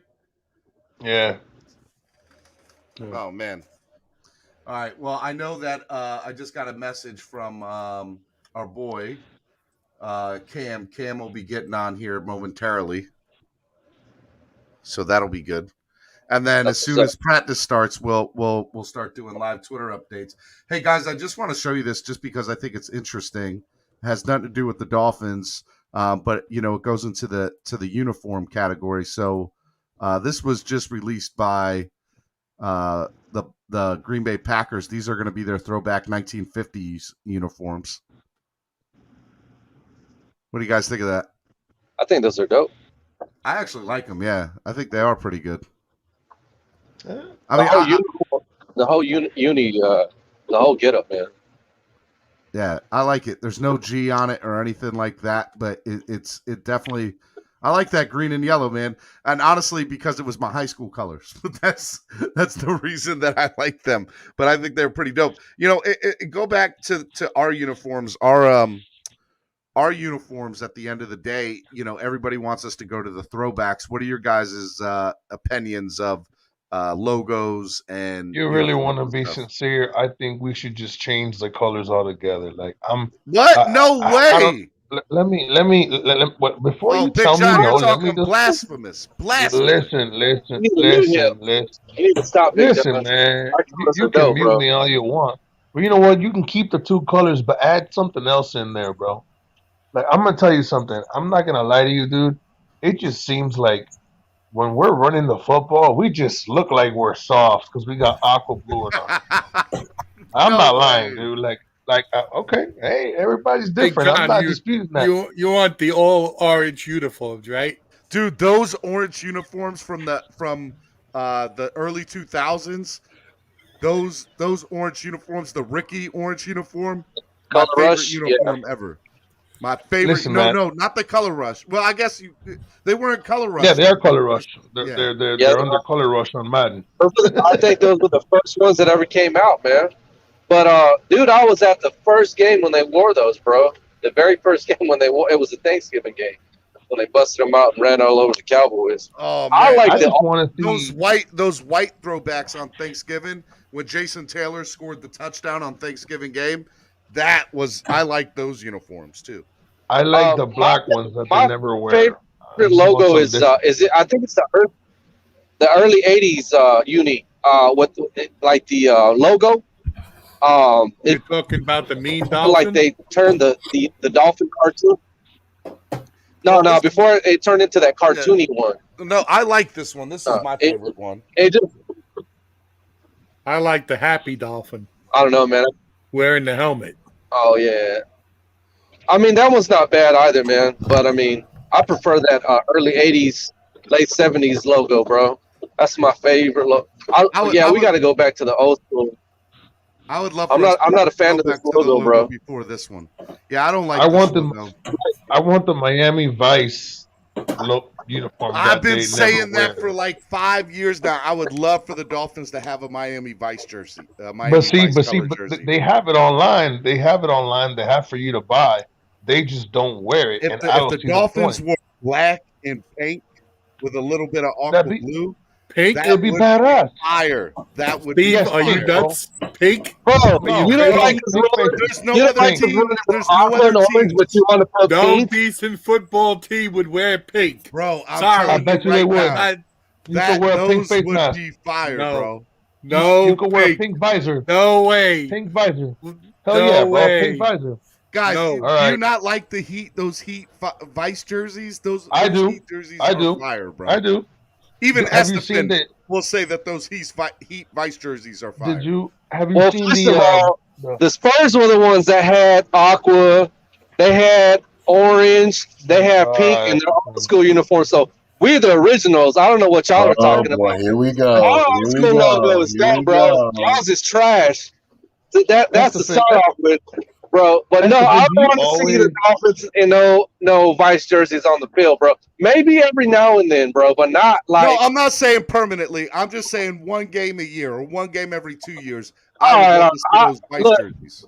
This is where I meet Big John. Okay, we could do the Vice jerseys, bro, but like maybe turn the white into a chrome helmet with a tricked out looking like badass dolphin or something. You know what I mean? How about a teal helmet? I'm just honestly like I love the colors. I know they're legendary, and that's fine. But every single game, every single Madden, it's the same color scheme with the same uniform, and eventually you want something different. I'm just saying, like I don't know if you can put a thumbnail or something of our new logo up there, Steven. Bro, check this out. Look at our new logo, bro. It looks like a damn Boeing plane, bro. For real. Like if you just look, it looks like a damn Boeing plane. The way the fish is postured, bro. He looks like a plane. It looks like we look like the damn jets, bro. Like, you know what I mean? What are they doing with this logo, man? This new one. We don't want to look like the Jets, that's for sure. Bro, that damn dolphin. Look at that dolphin, bro. He looks like a jet, bro. Like a plane, like a Boeing. He's saying it's Free Willy out of water. Something, bro. He looked like, I don't know, man. I'm not. You know, I wear it, bro, but I'm not a fan of that logo at all. I'd rather go old school, bro, and just keep the throwbacks, bro, like all year. I'd rather have somebody come up with a new logo if they're going to use a dolphin, but come up with something different. I mean, whoever made that logo just shitted the bed. Hey, swear jar, Big John. Did you get the money yesterday? I did get my $7 yesterday. Thank you. All right, I got you. The donation. Hey, all right, guys. Real quick. Real. Let's bring in Cameron, who's live at training camp. What's up, Cameron? All right, man. I got in, and looks like we're about 18 minutes away from practice. The team's starting to get on the field right now. All right, man. Well, tell us, man. Show. Who's there with you? I saw Cap for Life is there. I'm sitting actually in front of the media section on the far left side. Have you seen Solo yet? No, I have not. There's quite a lot of people here. It's probably 1,000 people here. It's pretty full. I will tell Turn you around this and threat of weather. show us the field, man. You should just stand up and yell out cap. Yeah, there's. I don't want to get out. I don't want to kick out of here either. Well, so just so you know, what we did with our boy TD Finstock is he showed us the field all the way up until training camp started. So you won't get in trouble except until training camp starts. The official practice. So like that. Can you flip it like on your phone so that way you can see us, but it's through the other one? Flip the screen. Be easier for you. I don't know if I can do that on my phone. You can. Every phone can. You got to go to camera and just hit things on the top right. It'll flip it.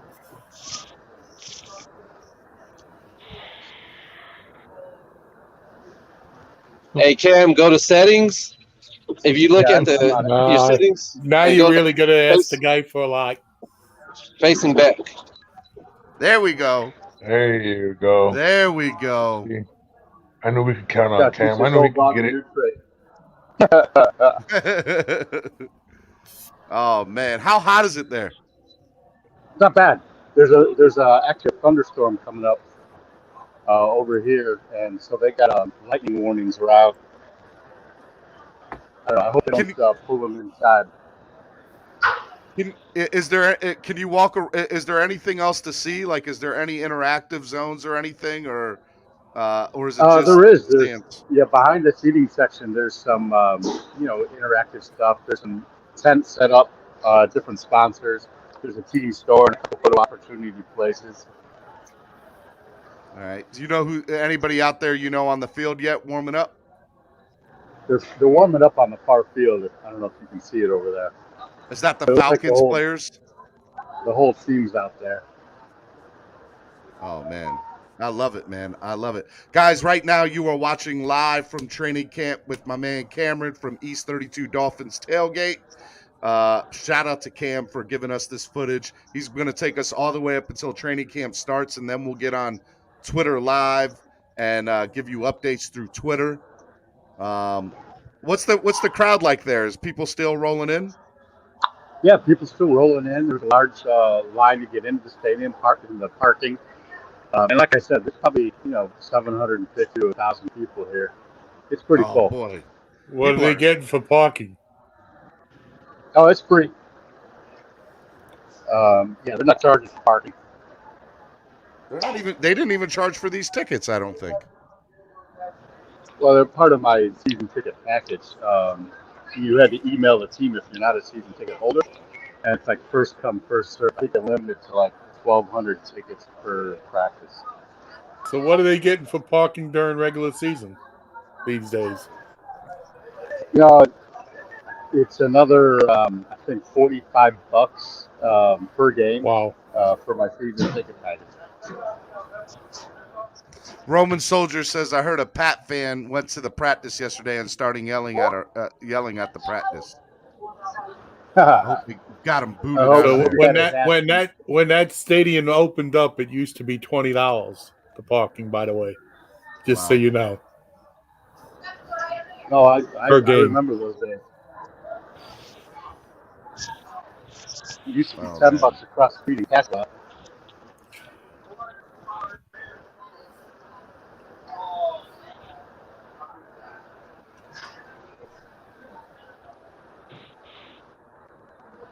I like it. I like it a lot. Guys, what do you want to see out of training camp today? People that are on the panel right now. Oh, there we go. I like that. Show us some of the other fans. You should Cap for Life is over there. Go try to. You don't know Cap for Life. Somebody hit up Cap for Life and Larry and tell them to stand up and look left.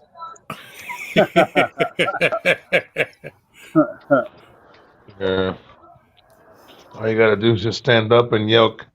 Just say Cap. He'll get up and look. Yeah, Cap will definitely look. Yeah. Let me see if I can get him to. Say hi, sir. How you doing? Have a good day. What's up, Kim? Was that Bo Camper? Yeah, sure was. Oh, look at that. Kim Bo Camper in the building. In the building. We'll see if I can snag some of these other media clowns as they walk up, especially that Omar character. Yeah, tell Omar that we're live, too.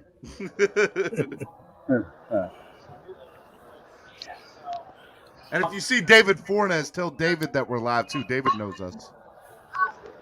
Yeah, I was here last week. Omar and Travis were sitting in the same spot. That's kind of why I'm sitting here.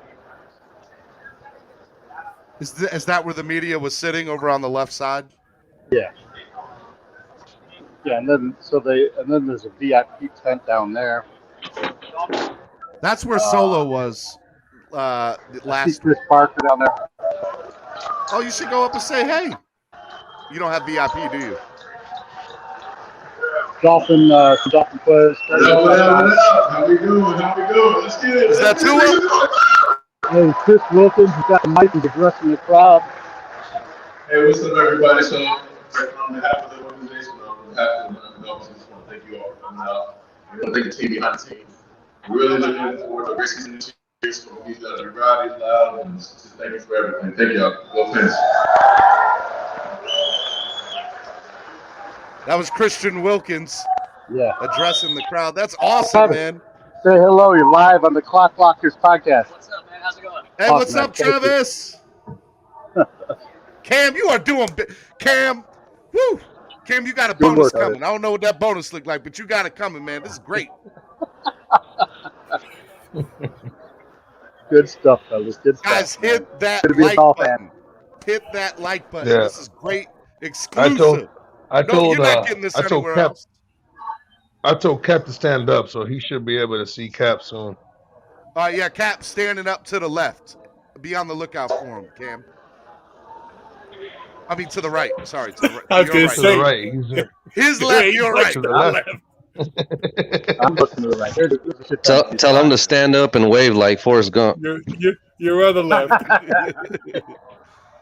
I can stand up here clowning myself either.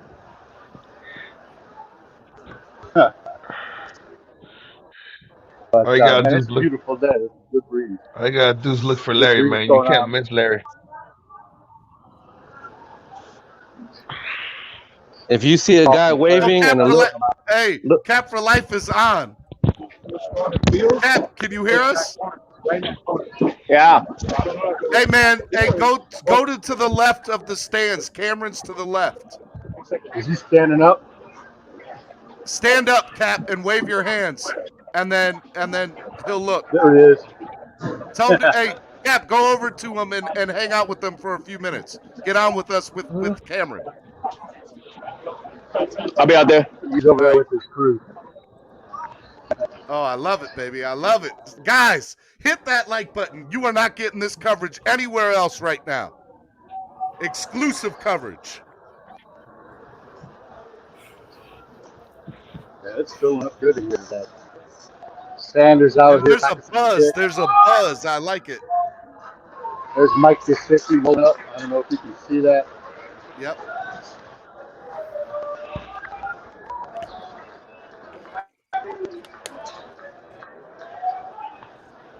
He's fully padded.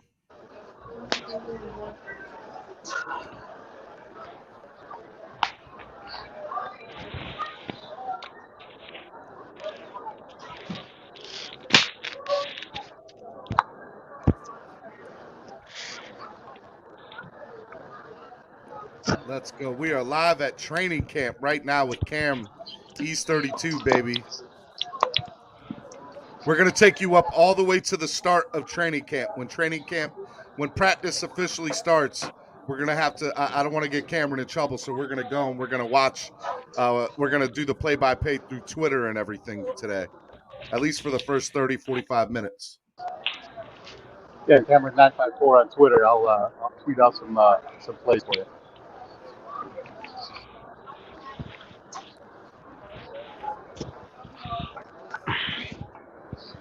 No, I heard you guys talking earlier. I think it was Big John talking. Hey, hold on. Hey, what's on it? Oh, it's Cap for life, baby. What's up, Cap? Tell him to talk. Tell him to talk to us. Cap. We got one. 8 minutes left. All right. Go ahead. Talk to us, Cap. Nothing, man. What is it that you're looking forward to, man? What Cam? What is it that you're looking forward to? What are you looking forward to? What's the atmosphere Miles like for the there? camera. Don't join your ass. Look at Cap for life just chilling. I want to see Albert Wilson practice, and I want to see that dude do something right there, bro. Gesicki. Watch out with him, Cam. You might get a contact high just sitting next to him. That's all right. I got Cap for life and Cam live from training camp. I need y'all to make sure y'all hit that damn like button because y'all ain't getting coverage like this nowhere else. No. Solo.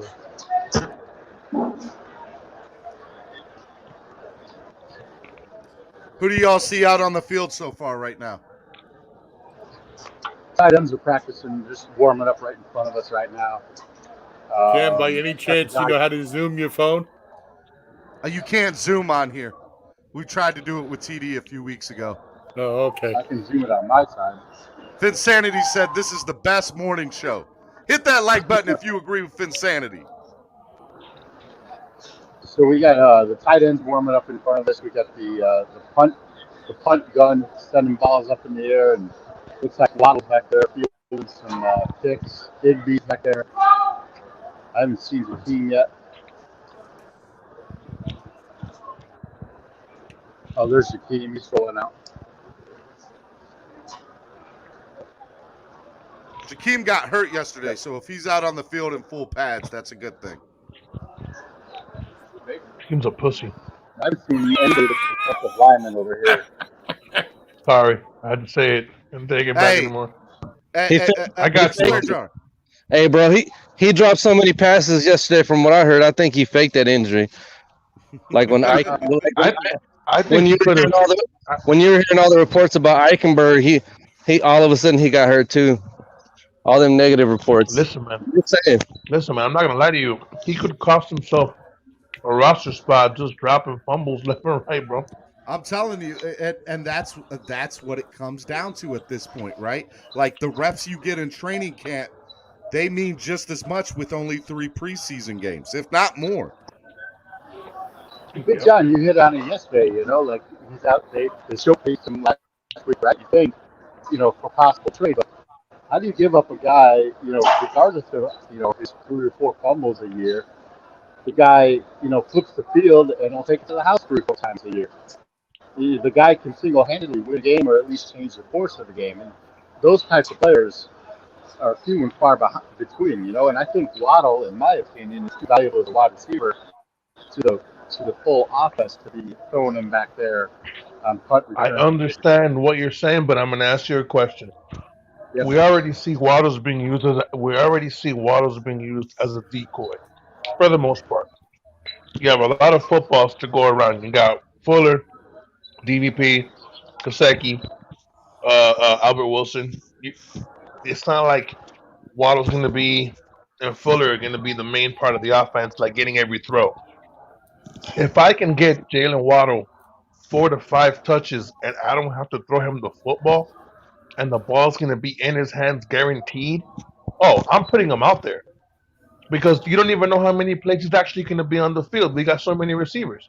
All of them can play. So also don't underestimate Wilson. Wilson's a good receiver.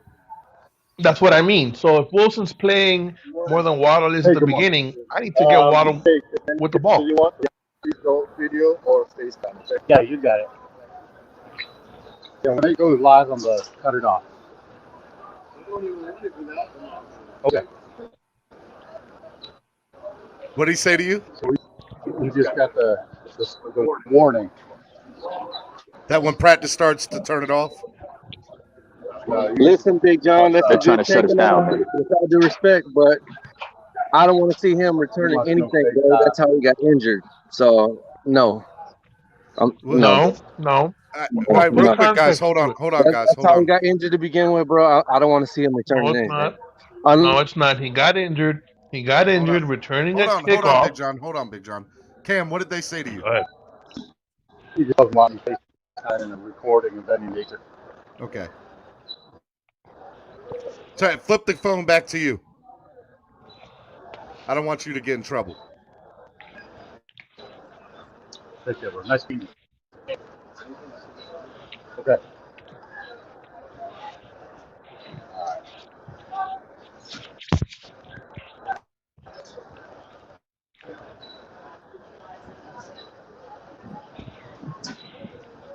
Cameron's live. You let me know when. He's 32. You let me know when I can tell what I I'll was let you know telling when you jump back in. All right. Cam, you still there, Cam? Yeah, I'm here. I'm just trying to get my camera situated. There we go. All right, I didn't want you to get in trouble, man. No, it's all good. It's all good. I don't want to push it, but especially because the rest of the team's getting out of the field right now. So anyway, back to what we were talking about. I feel you. Like I understand what you're saying too, is about how much Waddle is going to be a part of this offense. I think he's important enough part of this offense not to have him returning kicks, at least not full time. I'm going to ask you a question. Yeah. I agree with what you're saying. But we have to remember Albert Wilson's going to be on the field too. And there's going to be a lot of times where Albert Wilson's going to be on the field and Waddle may not be at the beginning of the season. You need to get Jalen Waddle with the ball in his hands. He's the only one who strikes fear in anybody resembling anything when they're kicking the ball to you. I'm not afraid of Jakeem Grant, believe it or not, returning kickoffs. I'm not afraid of Jakeem Grant. I'm more afraid of Jalen Waddle than I am of Jakeem Grant. Okay? I'm just being sincere. I'm not afraid of Lynn Bowden. I'm not afraid of Mac Jones. I'm not afraid of anybody you put back there. So just the fact that you have Jalen Waddle back there, they're going to kick the ball out of bounds. They might even give you better field position because they're not going to sit there and let him return it. I'm just saying, if he starts off receiving, I get it. But I think Albert Wilson takes that third spot, and Waddle's going to be receiver 4, and he's going to be returning punts because he's not going to be on the field as often as everybody thinks. EM Dolphin fans saying Preston Williams and Landon Roberts are coming off the PUP list. Preston Williams is number 18, right? Yeah, I believe so. But him and Landon Roberts are coming off the PUP he's out list, here full gear. Preston Williams is in full gear. He's out here going to practice. Love it. Love it. He's out here warming up, and he looks pretty good. Cap, where are you at, Cap? Let's see where you're at, Cap. Where am I at? No, Cap. Oh, Cap walked back to his seat. Yeah. He's on.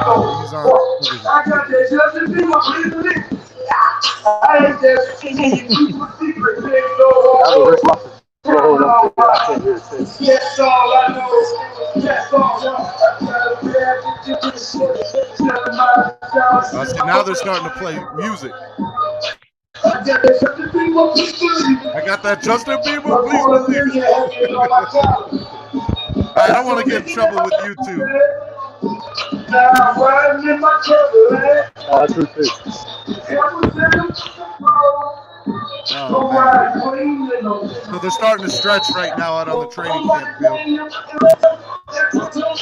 Hey, Cap, if you're right next to Larry, where's Larry?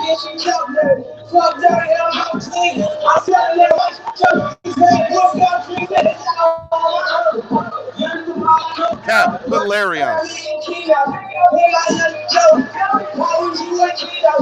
Hey, put Larry on, Cap. Tell Larry to say hello. Where's he at? I'm showing you Larry right there. There's Larry.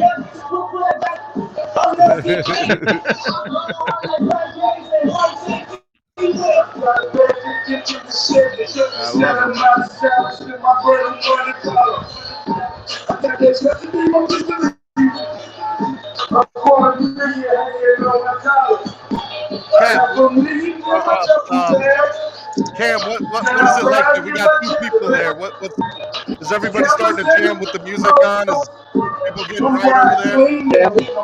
Yeah, just signals the start of practice, right? I think everyone's just getting tuned in and ready to roll right now. I love it, man. I absolutely love it. Ennis, you're in there, brother.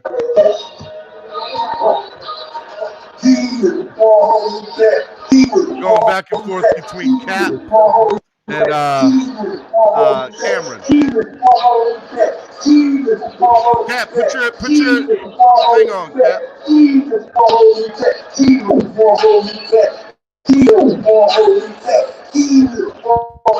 I really can't hear anything you're saying while the music's playing. It's loud there. The music is super loud. I'll tell you, it's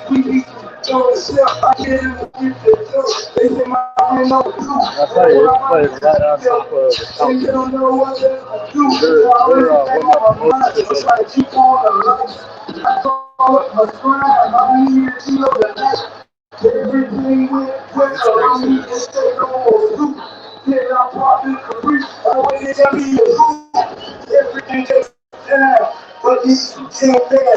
All right, man. Mike, Cam, go ahead and wrap up. We'll let you go, Cam.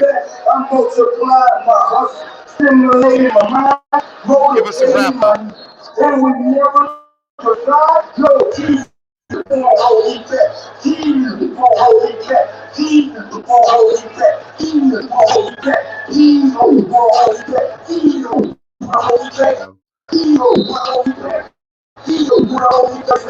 Can you hear us, Cam?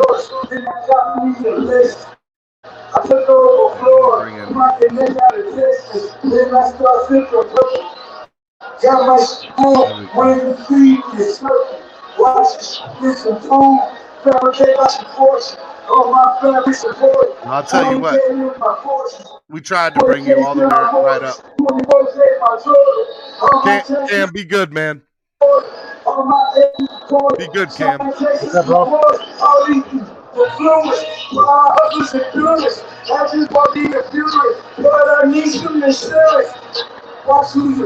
Just watch out for the security guy. Security guy.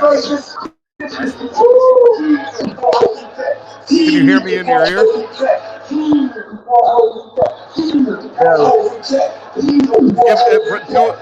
Do a wrap up so we can let you go and you can enjoy the day. Give us a wrap up.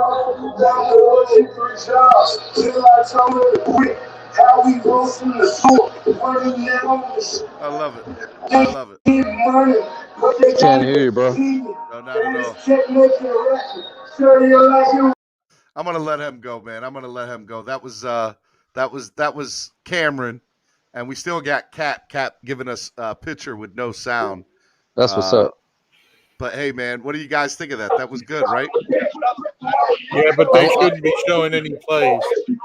Yeah, I like what EM put down there on the in the comment section, man. Preston and Landon coming back. That's what's up. And also Ennis. Shout out to Ennis, man. He was shouting me out earlier, and everybody in the chat section. I think Ennis wanted back on. I don't know if he's on here already. Yeah, Ennis is back up here. What's up, Ennis? Can I address that Waddle with? I agree with Big John. Tyreek Hill return punt. It's the NFL, man. You can't hide players. They here to play. Let the boys play, man. You know what I'm saying? Like he's a weapon on return and receiving. That's an upgrade. Grant, yeah, he's good at returning, but that's it. Like we gotta get away from that shiny toy stuff. We need the best players that play multiple, that contribute in multiple ways.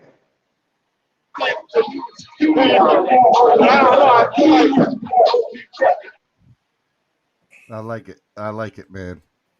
I think it's 3 minutes till training camp officially starts, but it looks like they're starting to run some drills and stuff like that. We're trying to bring you some live coverage without getting into trouble. We're not going to show you any of the plays or anything because I don't want to be a part of letting any of that stuff go. You got that right. We're good. We got 2 minutes and 40 seconds left. I like it. I got Cameron and I got Cap for life live at training camp right now. Defensive line running some drills, some ball, get off ball drills. the receivers and running backs on the left side of the field, running some drills. You got the quarterbacks working with themselves, practicing dropbacks.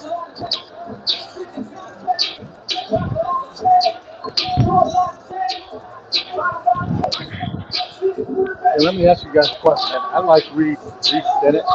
He made the team on the reserve list, right? Say that again. You guys think Reed Bennett is allowed on the reserve list? I like Reed Bennett. I do too.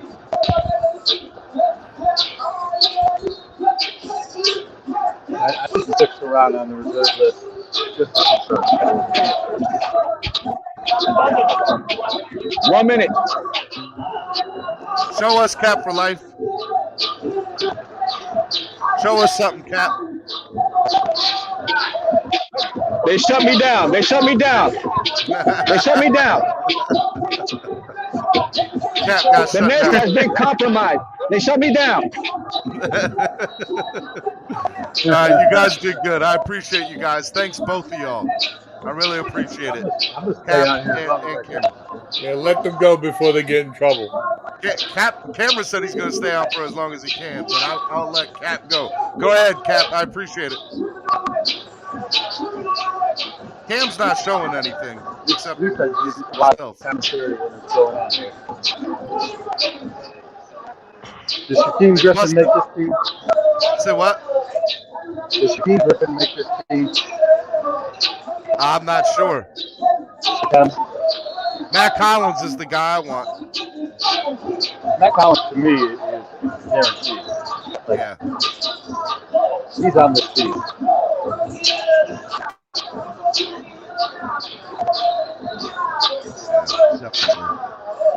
All right, I'm gonna put you on mute for a minute, Cameron, and still keeping you up there. Yeah, go ahead. I want to ask guys on the panel, for those of you who don't live in Miami, what do you guys think so far of training camp? 3, Makes you wish you were there, 2, right? 1. How do you Is that what do you guys think so far? Those of you who are not there. Well, I'm glad I didn't go down because with the cast would not have been good. Ennis or Estefan, you guys don't live in the I'm area. jealous. Right? I'm jealous. I know, right? It makes you wish you were there. It makes you wish you were there. Well, you don't want me there because I had the camera on the cheerleaders or something. Yep. There you go. Cam shaking his head. You'd be breaking out the butt cam, huh? Okay, hold on, Cam. Let me take you off mute. Say that again. You just made me look around for cheerleaders. I love it. Bernard Simpson says from Atlanta, I'm loving this. Guys, if you like what you're seeing, please hit that like button. Donate to the channel. Help the channel grow. I'm getting on Twitter now.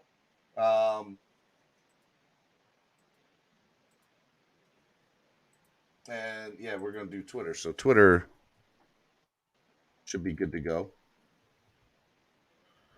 Miami cheerleaders with 5.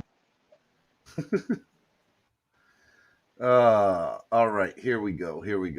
Let me pull up mine. That was weird, Esta. Let's see here. Would be documenting getting them digits. Dolphin Don said about Estefan. Hey, man, I ain't trying to get no digits. I'm just, this is a different type of scenery. You know what I mean? Some palm Adrian trees, said, some green grass. I live in Jacksonville, but I really miss the camps. Estefan, I'm with you. I'll be enjoying the season. All right, let's see. I'm only an hour ride away. Nothing wrong with looking. Yeah, what is Omar Kelly saying? Let me get in here. He was saying a lot of nonsense yesterday. Still wants us to trade Grant for a 5th-round pick. That'll never happen. I do think that there's a possibility of trading him, but I don't know Not for a 5th round pick. That'd be Not for stupid. a 5th rounder. Yeah. And honestly, I would rather get some sort of decent offensive lineman for him at this point. I don't want the draft pick. Yeah, that's the same here. I'd rather have an offensive lineman for him.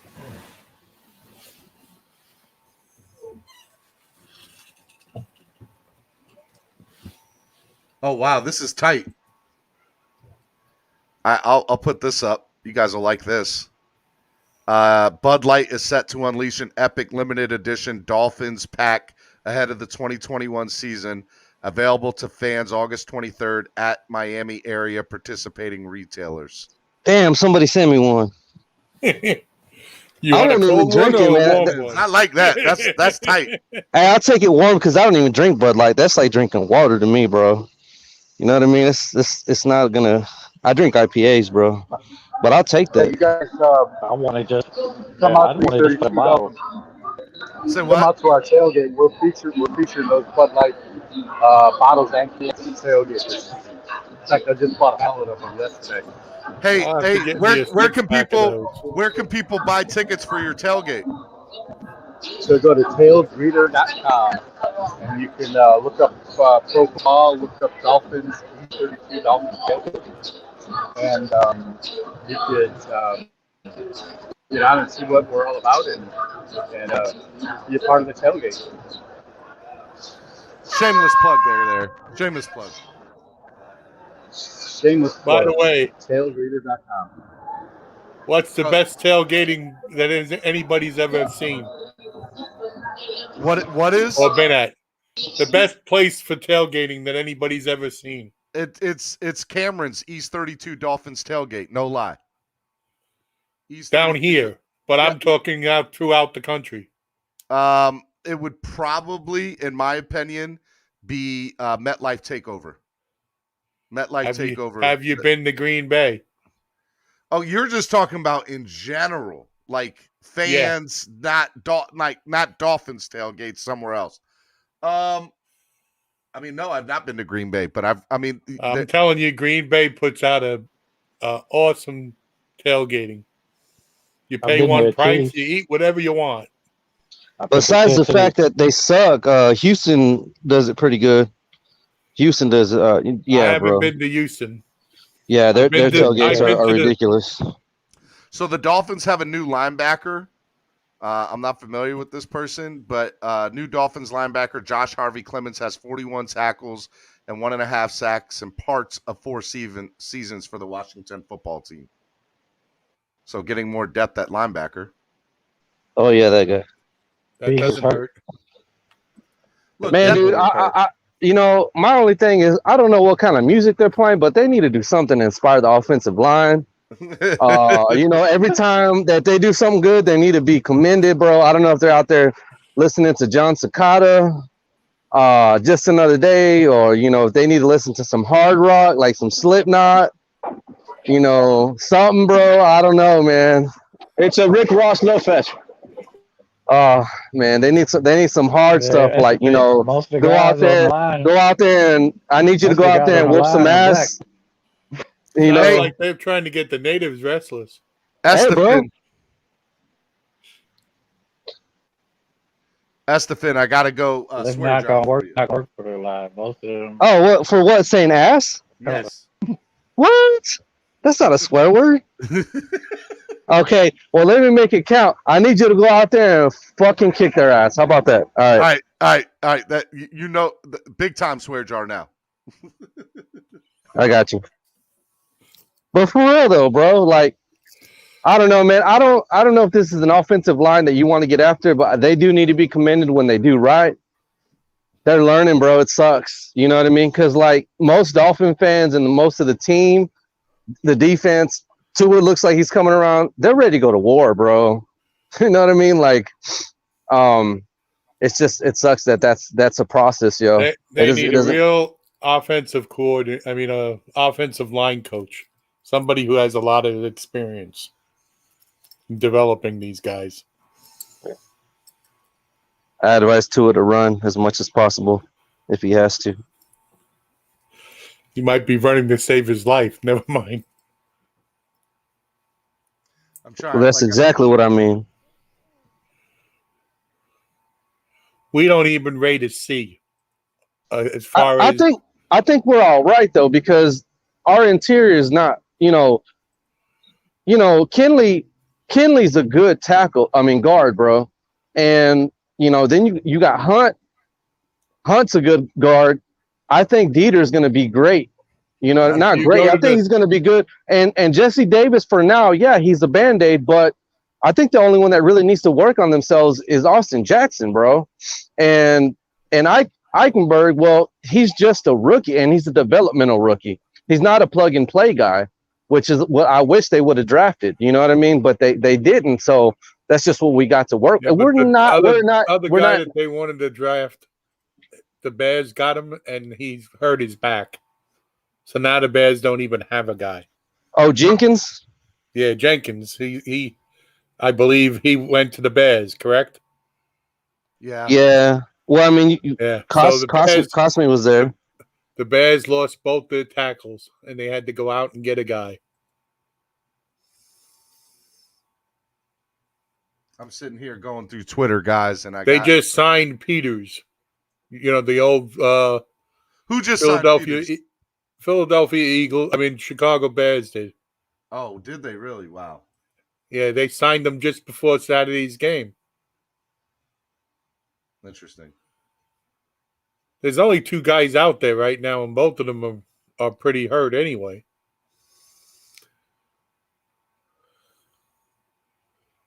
What they need to do is go up to Canadian Football League or pull something else out from somewhere else.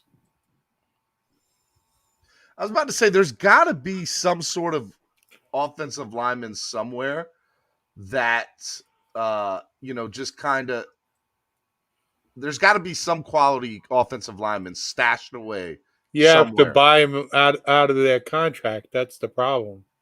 Well, I mean, I don't think it would be that much to go to the CFL and get somebody. No, I mean, if you could find somebody, you could probably buy them out. Can I interrupt that for a second? Yeah. Hey, I'm watching Preston Williams work here some tight, sideline drills, getting passes thrown to him from a real short distance, maybe 5 to 8 yards. That guy's so smooth. I can see why he's considered a unicorn, right? And again, I'm going to side with Big John. If you can't stay on the field, you're worthless. You can just see the talent that this guy has. And when I tell you he's the tallest guy out there, he's a big dude too. Who runs 4.4. Who's this? He's talking about Preston Williams. Oh, that's what's up. You think New Orleans got a lineman that they would trade for a receiver? Hey, this is Jalen Waddle from yesterday. This video right here on the right.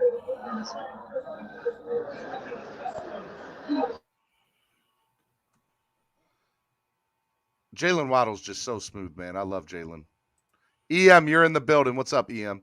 EM Baller.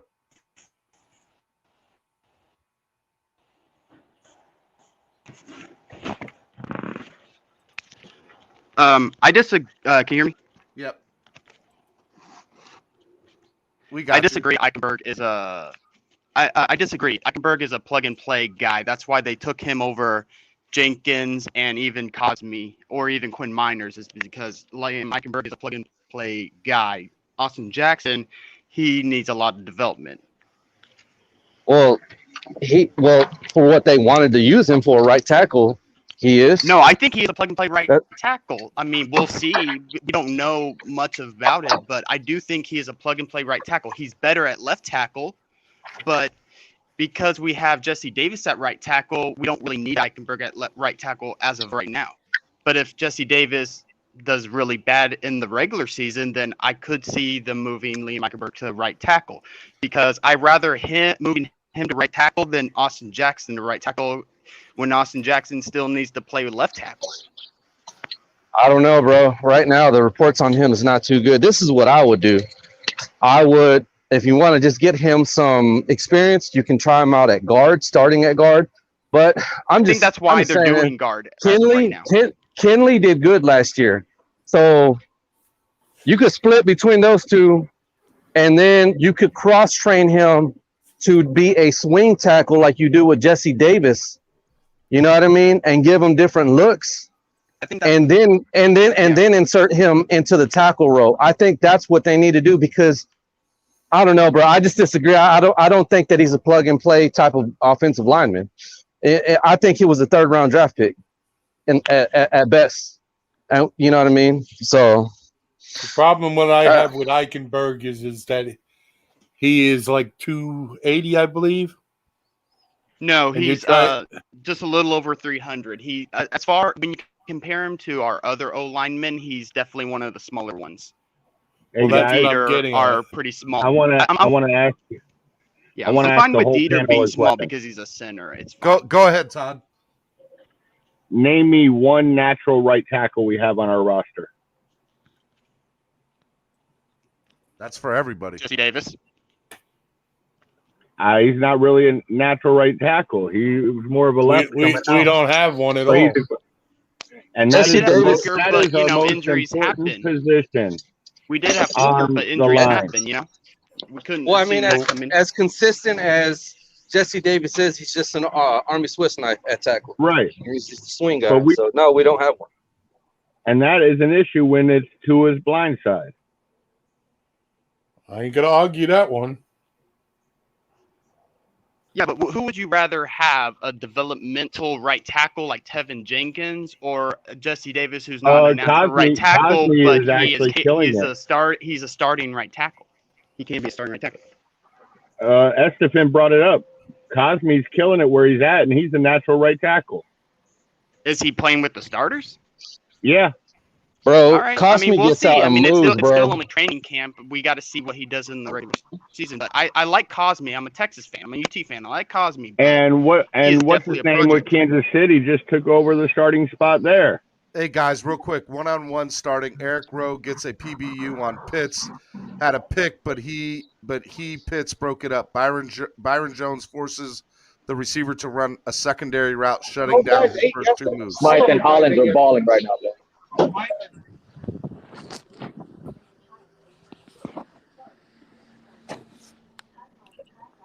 Steven, you see what I put in the chat for you? Yeah, go ahead. No, I was saying you can get all the tweets from camp if you go to Dolphin. What is it? Hold on. So you look at it one more time. Dolphins TC live tweets. Yeah. Live tweet. Is that a list? Big E put something together where all the tweets from camp come on one screen. Like, That's Ian, right? oh yeah. Yeah. I'm already on that. I got that. Okay. I didn't know. What are we doing? I didn't Thanks, know. man. I appreciate it. Live YouTube. Oh, what's up, guys? Oh, hey. Hold on. Yeah. Awesome, man. Thanks for watching. You got it. Hey, man, I missed him. That was that Travis? Sports host. Who was that? WSBN Channel 7 is the new news anchor, the Mo's Nose. Okay. Hey, so real quick, got the quarterbacks and wide receivers for the Dolphins working against the secondary for the Falcons here on this side of the field. And on the far side is the opposite. Our secondary was working against their wide receivers. And I tell you, man, it's pretty competitive out here. I like to hear that. Tell you what, Tua's accuracy is amazing, man. I'm really impressed with just that and how we really.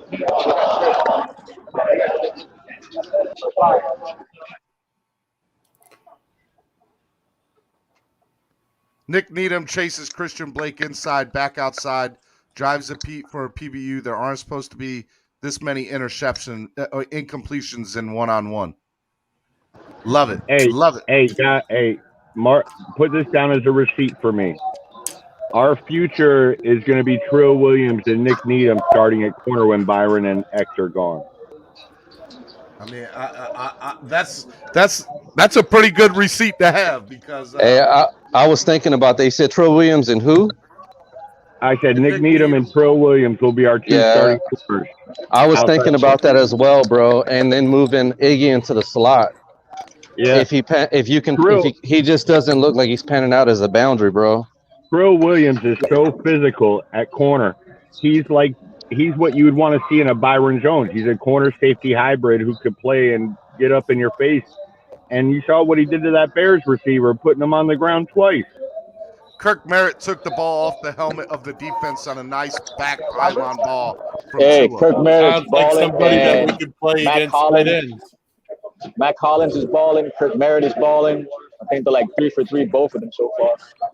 This is from Cap for Life. Cap for Life, who's there? DVP better watch out. Merritt and and Williams might end up coming back and taking that spot. Yeah, it's kind of hard to get the quarterback perspective because they're rotating them back and forth. They're doing a good job of that. Hey, I can't really see who's getting the touchdowns here because they're rotating the quarterbacks every play. Cap, what do you see right now? Is it pretty much just one-on-one drills, Cap?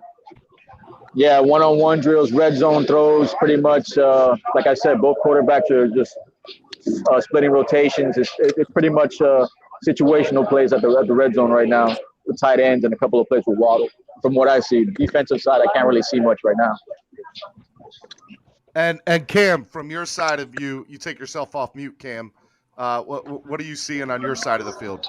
Yeah, it's the same thing. I'm right in front of where they're practicing right now. They're doing the work one-on-one versus all wide receivers in the secondary.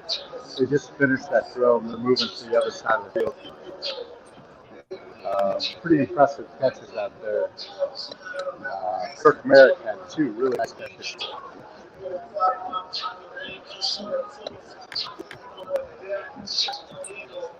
Who's the tight end number 89 for the Falcons?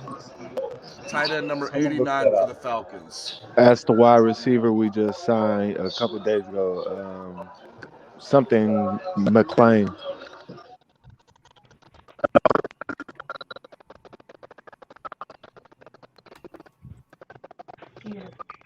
Somebody hit their mute button.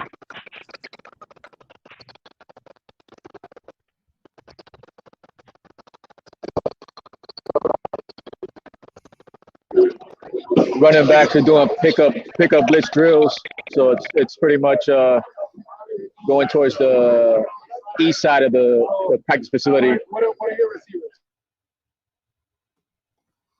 Hey, who's that there? I can't hear you, Cam. Who was that? Hey, Cam, go out and come back in. It's your noise. Go out and come back in. All right. Cap, what were you saying, Cap? They're switching sides of the field right now from the west side to the east side. So all the quarterbacks and the tight ends that were pretty much doing drills earlier are on the east side. So they're doing huddle up drills right now with Tua. Well, I like to hear the cheers. The cheers is good. We're doing running drills, guys. Tell me what you think about the running back.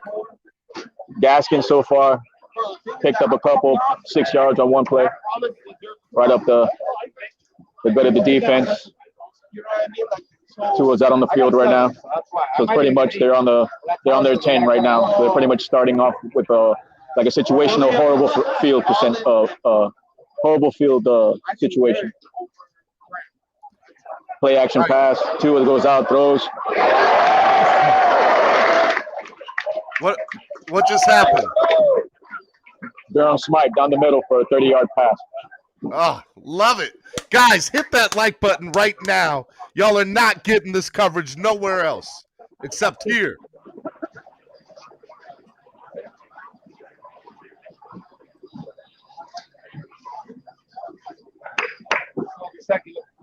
Tua, play action. No, sorry, shotgun. Handoff. Ahmed down the middle. 6-yard pickup. Vanilla plays, guys. Vanilla. I'll take 6 yards though any day of the week. You're only keeping 3 tight ends. You're only keeping Gesicki, Yeah, it's kind of hard to get a peripheral of the defense also, man, because the offense is like smack dab right in our face. So I wish I can give you more on the defensive end. 2 on the shotgun. Man, Cap, I wish I was there with you watching this. Waddle. Let me tell you something. Out the backfield, couple of yards, maybe 2, 3. Hey, Cameron, what are you seeing, Cam? Yeah, same thing. I'm on the opposite end here. I'm watching the offensive line, and Jackson and Davis are just throwing tackles. Hey, the tight end you're speaking of, 89 for the Falcons, is John Rain. Yeah, he went down. Shotgun, Tua. Waddle in motion. I love this. I don't care who Good protection. Waddle, open. Flag on the field. Guys, you're not getting this coverage nowhere else. Come on now. Come on. Hey, I have to say, you got the best morning show out there, Dolphin coverage, man. I love it, man. This is great. This is amazing stuff right now. So you got to Thank put you into very much. perspective. You got to put into perspective. All these plays are coming back to the 10-yard line. It's a situational plays coming from horrible field position. So, so far so good. I'm not gonna lie to you, bro. You got Cap even telling you when there's a flag right now. Who's number 8? Hey, Cap, Hey, you need to look into a career for play-by-play. Swing pass down the left side to Bowden. Catches at least 5 yards. Irving said, is that Cap or Jim Nance? Cam, tell me what you're seeing right now. All right, Brissett has just replaced Tua with the ones. Smythe is in motion. And up the middle. Stokes for a couple. Guys, join the channel. Sign up to become a member. Let's go. You don't get exclusive coverage like this nowhere else. It looks like it's second team offense. Byron Jones just deflected a pass from, I believe that was Matt Ryan. Hey, interesting to note that Cameron Tom is working with the twos, not Matt Skura. Matt Skura is not working with the twos? No. Cameron Tom is at 7. Don't be surprised if Tom makes a team over Skura. I would be surprised. But you also have to remember they're trying to get a better look on some of these players. Hey, somebody just said Xavier Howard intercepted Matt Ryan on the opposite field. They took Cap to watch Brissett, and I'll watch the opposite field. Every time I take a dab wink over and look at the defensive end, the secondary keeps like covering these guys like crazy. That's all I see is the secondary smothering their receiver. I love it. Hey, Patrick ripped off a long run, probably the longest he'll ever have in his career.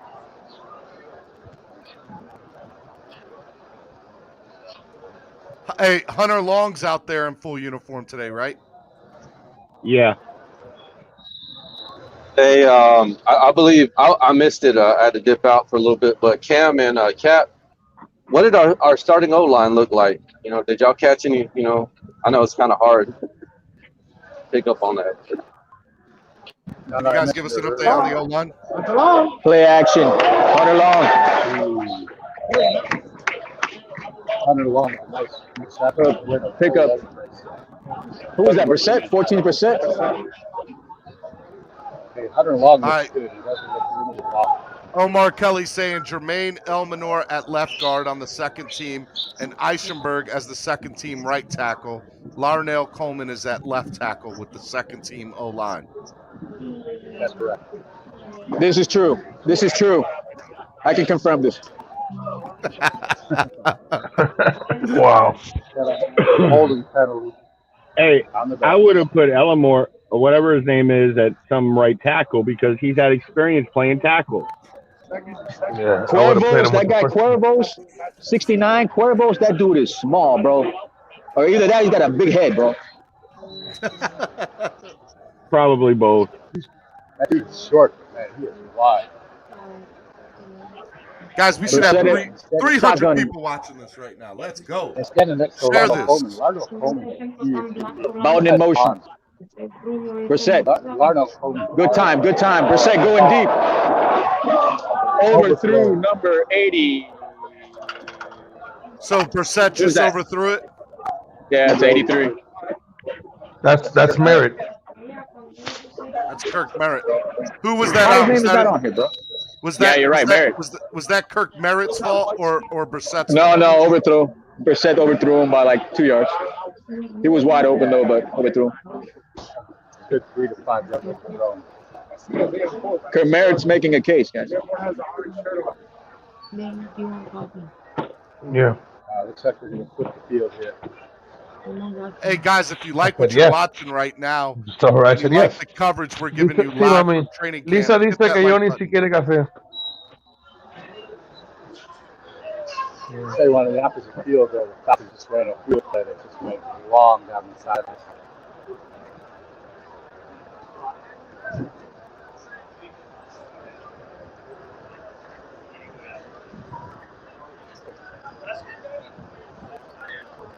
I'll also tell you, there's a ton of media here, both in Atlanta, national media, local media.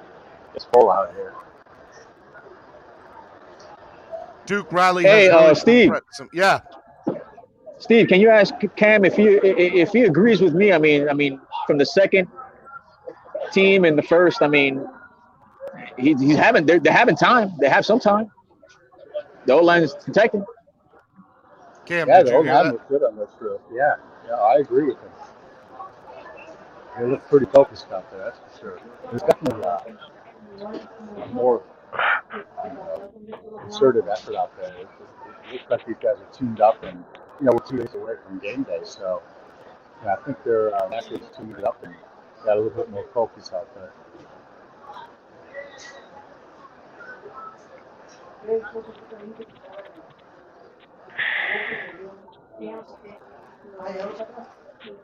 I'll also tell you too, man, it's not hot out here at all. There's no humidity. It's pleasant, man.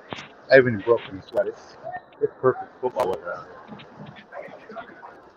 here. Midfield. We've moved up to midfield, guys. We're starting drills from midfield.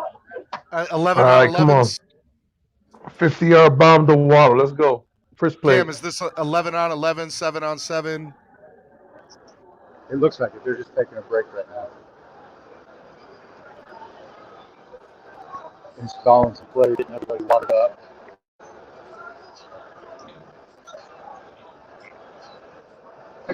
No O-line. I see no O-line.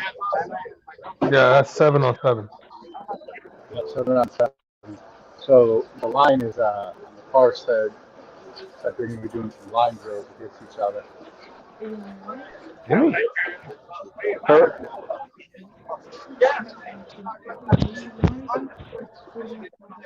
Are they doing the linemen are doing drills from the 10, from the previous field position. The linemen are doing drills. 7-7. Two back to pass. Throws underneath to get that short gain.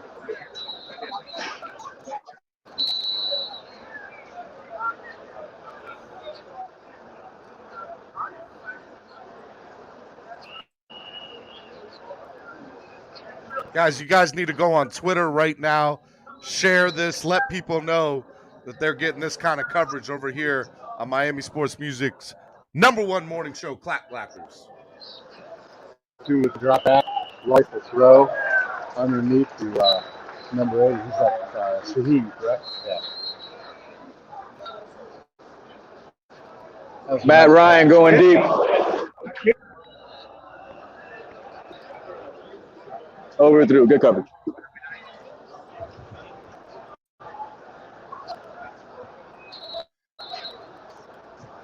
Somebody wrote who's at practice today said Robert Hunt is a brick wall.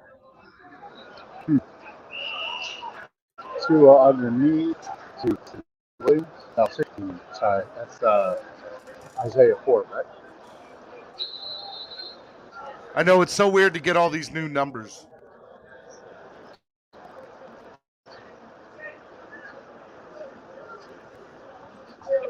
Yeah, Robert Hunt's taking out. He's they're doing one-on-one drills with him. Starting. You got Dieter and you got Robert. Tua is a master. Tua's a Tua, great catch. Jakeem Grant hauled in a really good catch in tight coverage. Jakeem Grant I mean, got a catch. Perfect time. Yeah. And it was a beautiful route and a better throw. Tua looked to it. Off the, That's good. He just upped his trade value. Matt Ryan, play action, goes to throw. Yeah. Matt Ryan going deep. No, Matt Ryan decides to go to inner field. Matty Ice. All right, Brissett taking a throw.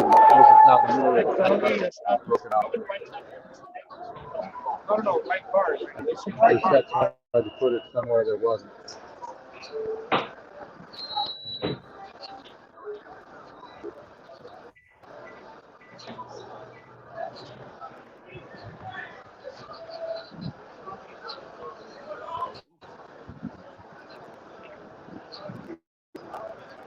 Brissett drops back, 5-step drop.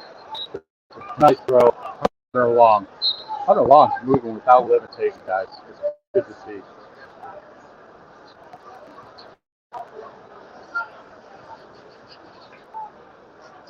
You guys hear me? Yeah, we can hear you fine. We're just listening. I think everybody, you know, just enjoying it, man. Adrian Gonzalez, I'm really surprised Hunter Long's moving so well. Brissett drives a short pass over the middle.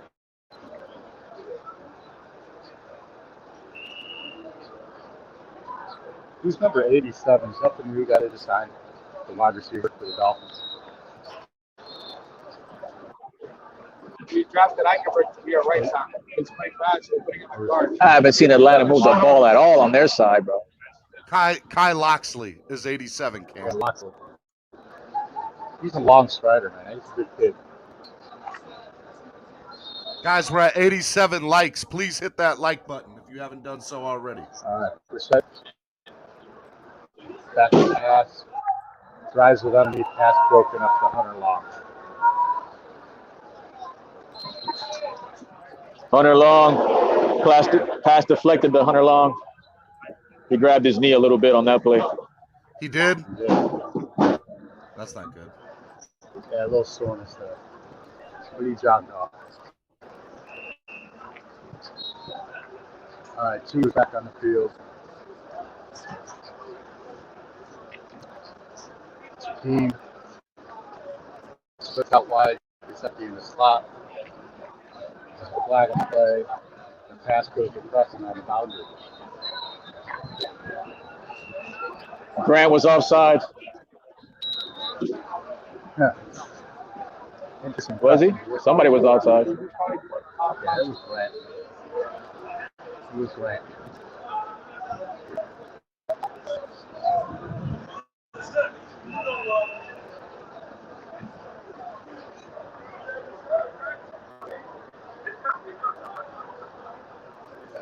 Tua drop back, throws underneath, through inside.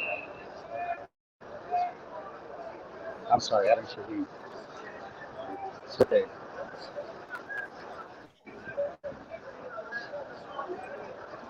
Hey, all I need to say is Matt Collins is sticking out in a good way, bro. Like he looks like he should have stayed, bro. I agree. Hey, Irving asked Pete, are you at practice? And Pete said, no, I'm wishing everybody that's watching today is at practice, getting this kind of coverage. Let's go. Short pass and Tua underneath the boundary. Short game. Travis Wingfield just saying, Christian Wilkins' pass rush arsenal looks deeper this camp. Just did a beautiful double swipe to completely displace the blocker in one-on-ones. Those guys are practicing in front of Cat on that side of the field. Matt Ryan, Nick Needham all over the field, bro. No, that was that. Who's 40? Benjamin or Nick Needham? Needham. Yeah, Nick Needham on the field, bro. Stewart just completed a short pass up the middle to Team Grant.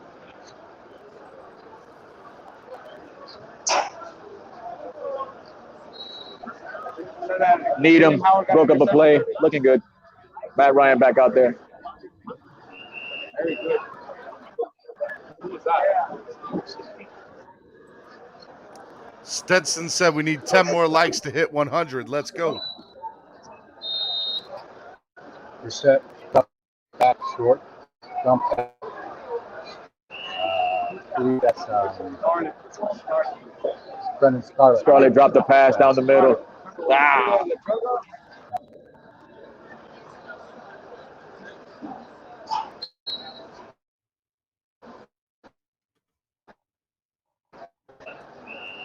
Field.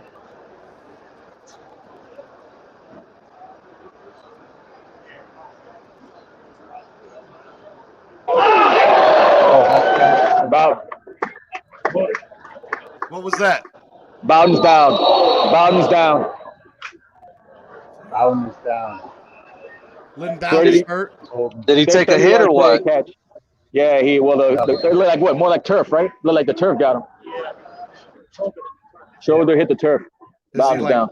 Is he really, really hurt? Or Yeah, he landed. Yeah, no, he's really, really down. Stopping practice. Ah! Oh, you know, it looks like a hamstring issue. He's holding back of his hamstring. Back of his leg.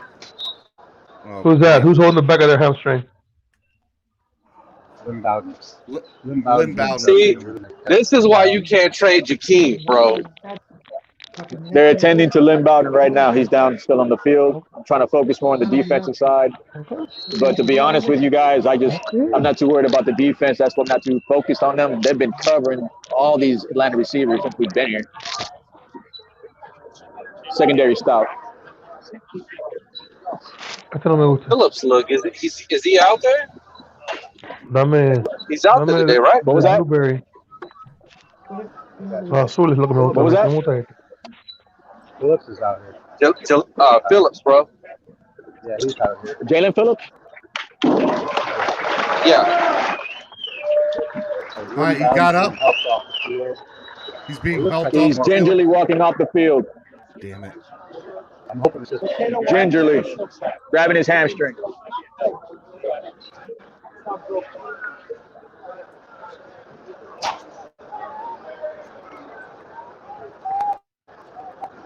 Reset to incomplete pass on the foul boundary. Long pass to Patrick Blair. Incomplete. Best show. Join the DWA family, Stetson said. Hey, I got a question. Where's EM Dolphins fan, bro? He disappeared. He's in the bro. chat. He's working. He's working.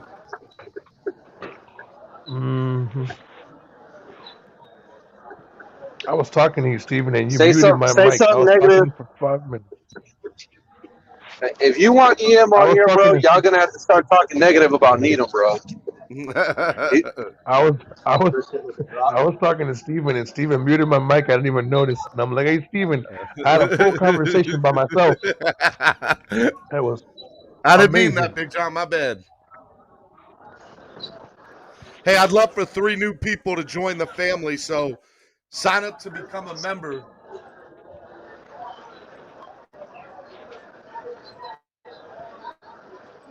I see somebody out here with a Chad Henne jersey. That's a throwback. A Chad Henne jersey? Wow. Yeah. Guys, Hey, Cam, what do you think about pink jerseys? Pink jerseys? Pink jerseys, bro. I don't know. That was the topic of discussion earlier. Oh, yeah, we were talking about having Miami Vice. He's wearing Miami Vice right now for his East I got my 32. Miami Vice shirt on. Yes, he is. That's what's up. Mm-hmm. Real man wear Only pink, Cam gets a Estefan. pass, bro. Only Cam gets a pass, bro. Only Cam. Nah, Because bro. he's a man, bro. Real men wear pink, Estefan. Pink, Just bro. letting you know, bro. But not that blue. It's got to be aqua pink, bro. Get it right. Dude, it doesn't matter. I just said I wanted to see them wear the Miami Vice colors. If they know what the No, you colors are, said they shouldn't get them wrong. you wanted all hot pink and white. That's not. You just want two.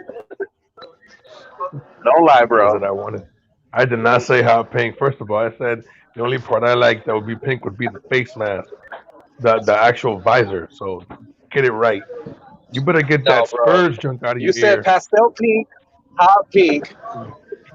You said pastel pink and hot Look, pink, bro, man, and white. I'm not. Look, that's what Popovich wears in his nails. You need to stop. Hey, man, you can hate all day on Pop, but he's the goat, bro. Yeah, I know. I'm And surprised then he's still offense coaching switched the after his wife field died. now. The offense is facing more towards the north now. Now the punt return unit's facing more towards us on the south side now. So I'm north to surprised that south, the Popovich is offense still went towards coaching after the. his wife died. So right now we're just getting special team stuff. The Gunners are Matt Collins and Kurt Merritt. Gunners are Matt Collins and Kirk Merritt. Yep. That means if he stays there, he makes the team. But goodbye, Jakeem. Waving to you. No, I'm saying Gunners, bro. They ain't got nothing to do with the team. I don't think. Yeah. Matt Collins. If Kurt, if special team day. yeah, I know, but if Kurt Merrick is the other gunner, that means he's taking Jakeem's spot. Goodbye, Jakeem. We're waving to you. Give me Nah, if back Lynn my Bowers 4 goes mil. down, keep Give me back voting. my 4 mil. Jakeem Grant needs to stop stealing money from the Miami Dolphins. He's been stealing $4 million a year to catch punts. Get out of here. Bro, you just want Waddle to return, so you I can be don't right, care bro. who returns. I just want my $4 million back. You've been robbing the entire time. Hey man, you can't hate a man for making his money. I can hate the man for not. I can't hate him for making his money, but I can hate the man for not doing anything while he's making his money. He's been on the team 6 years now. You know that?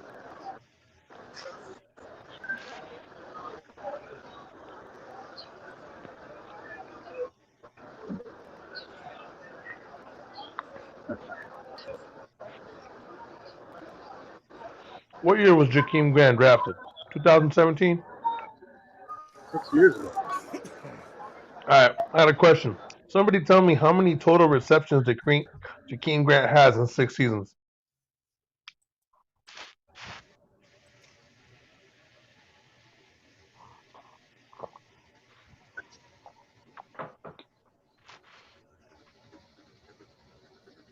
Man, y'all's Wikipedia is slow, bro. 5 minutes to switch the field before the offense starts. EM Baller. That is correct. 5 minutes, 24 seconds. Hold on, Ian Baller's there or what? I don't know. It's weird that he knew that. EM Baller, are you there?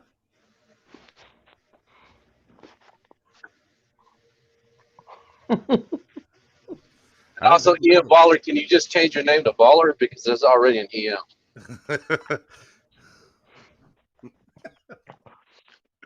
Nah, he got it earlier and said he said earlier the real EM. He said he was on the the real show. EM. He called out EM. Oh no. There's only one EM, bro. That shit was hilarious. I almost died laughing.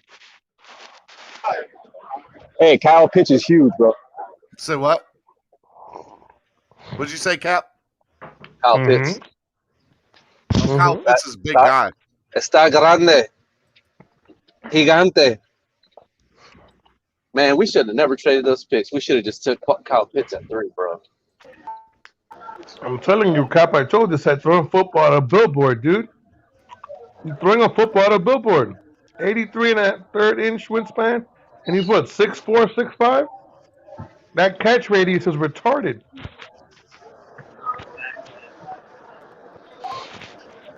Cameron, what's going on right now? I'm just watching the punch drills. Don't lie, Cameron. You're staring at the cheerleaders. We know, Cameron. We be doing it too. He's well, I really like the Hawaiian girls making today. And that redhead, man, That orange hair matches the outfit. Compound. I can only imagine. Guys, we got 92 likes, 100 people watching. Hit that like button, people. I can imagine Estefan at the practice. He'll be walking up to every cheerleader. Can I get your phone number? I'll buy you a free donut. Nah, bro. Nah. I like what. There ain't nothing wrong with window shopping. You would be Yeah, offering like I'm free a woman donuts. out there. Come on, you would be offering them free donuts. Don't lie, man. Come on. What is? Yes, I I what does would. it say? What does it say in the window of Krispy Kreme? Hot and ready. I'm just saying. Steven got jokes, and that was good. He scored on that one. There you go, Steven. That was good. Kobe. That was good for 3. Yep.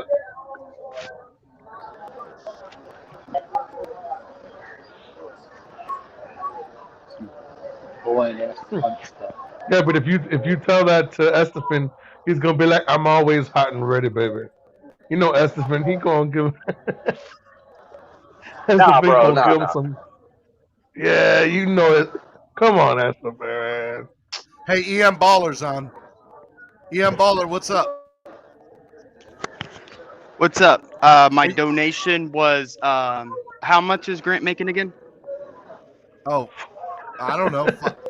5 million? I What don't is what is it? -4 million? Okay, so my donation was $5 million to switch the field before the offense stays on, which makes the offense's job easier. Oh, And he can score well, touchdowns, so and I'm what's okay funny with is- Grant making his money. Well, that's funny because it said 5 minutes to switch the field before offense too. So you knew something without even knowing it.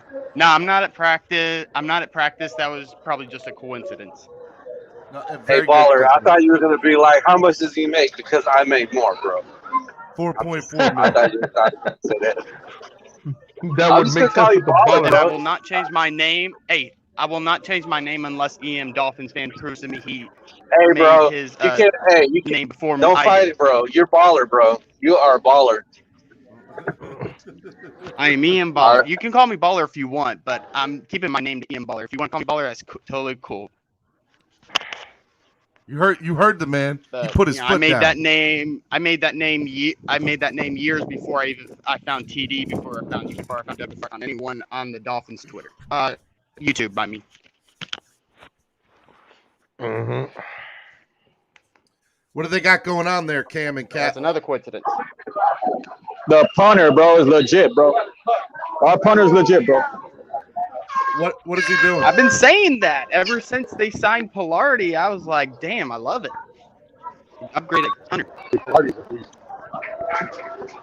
Get some action, boys and girls. Equality here on MSN. Did you say quality, Cap?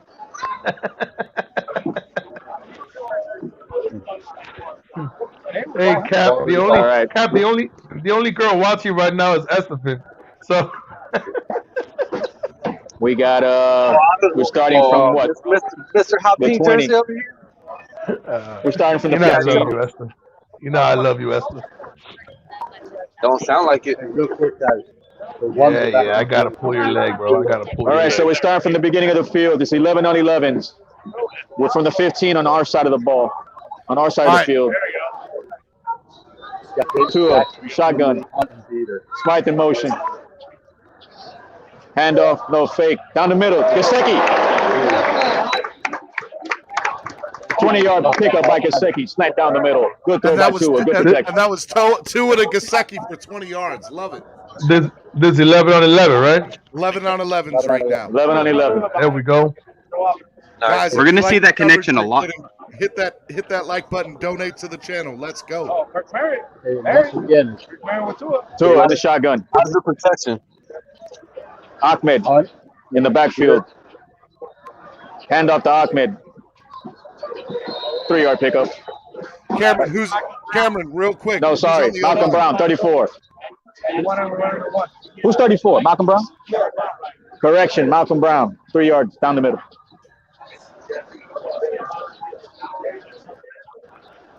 Correction. Cap Nance with the play-by-play. Waddle and Grant. Shotgun. Tua. Hollins. Hollins out in the out. Tua. Hollins. 10-yard pickup. Mac Hollins is intimidating force on the field. I'm telling you now. Guys, let me ask you a question, Cam and Cap. What does Tua look like in his progressions? Is he just thrown to the first guy he sees, or does he look comfortable in the pocket? Is there a rush? The last two plays, I don't know, Cameron, do you see the same thing so far as the halfback? I mean, he's getting at least 2-3 seconds. I mean, it's situational to me from what I see on my end. He looks okay. Cam? No, he's going through a couple of progressives.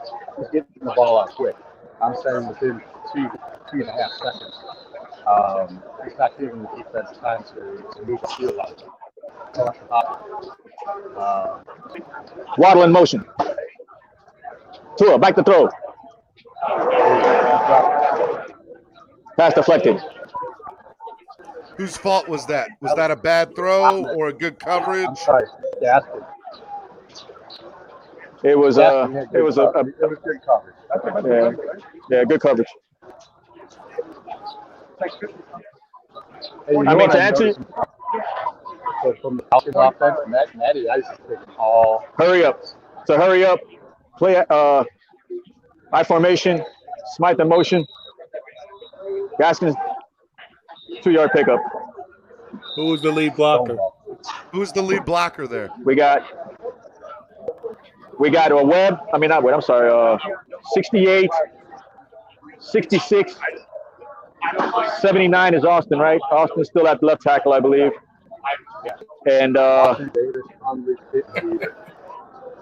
yeah, it's good for the lead blocker. A bunch of dudes with a bunch of weird-ass looking helmets, bro. Starting offensive line is there. Shotgun Tua. Gaskins in the backfield. Larry said, motion. I heard Larry in the background. Starting O-line is on. Gasecki. 5-yard pickup in slant. He said they're on it, Steven? He said the starting. I just heard Larry in the background. Yeah, the starting O-line is on. The starting O-line is in right now. Is Liam at left guard? We got 78, 72, 69. Brissett, shotgun. 85 in motion. Overthrew Brissett to 85. Who's 85? He must be at the tight end.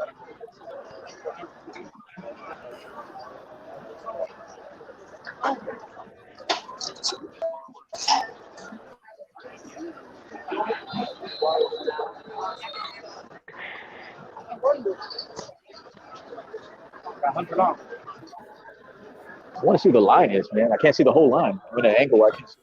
Brissett, shotgun. Deep pass, 28. Ahmed. Down the sideline. 30-yard pickup by Ahmed. Who's that? 20. Who's 28? Ahmed. 28-yard pickup by Ahmed. That was Jacoby Brissett to Salvin Ahmed for 30 yards. Yeah, it's pretty much the same similar play from last time that he caught down the field in the end in the red zone. Love it. Look for that play in the regular season, guys. All right there. 26 in motion. Brissett pointing out the mic. Called the horn play, by the way. 4-man receiver set. Jacoby down the middle. 85 catches it for a first down. Hey, Chris Myrick is number 85, Cap. Yeah, he's catching. He just caught a in slant for 10, 15 yards. 10 or 15 yards. So we had a 30-yard catch. We got 79. We got 75, 69. Greg Little's in the game. 75. 75. Right there, left tackle. Who's the center? 64? Who's that 7? 10 in motion. Number 10 in motion. Jacoby, back to throw. Grant. Catch down the middle. Down the sideline. 10 yards. But it was a sack. They had blew the whistle. Yeah, they gave him extra 2 seconds. Grant's still on the field with the second team. 64, 69. A lot of 60s on the field blocking. Well, that's usually what the offensive line is 60s. Patrick Laird handoff, 2-yard pickup, and I'm being generous.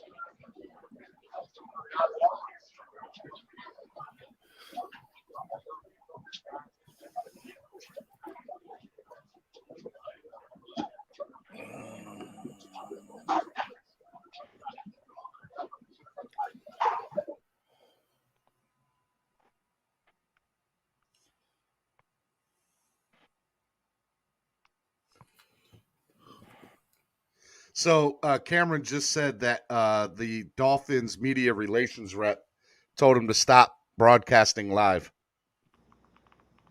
I wonder if the team knows about clock blockers. They're coming for me. They're coming for me. They know you out.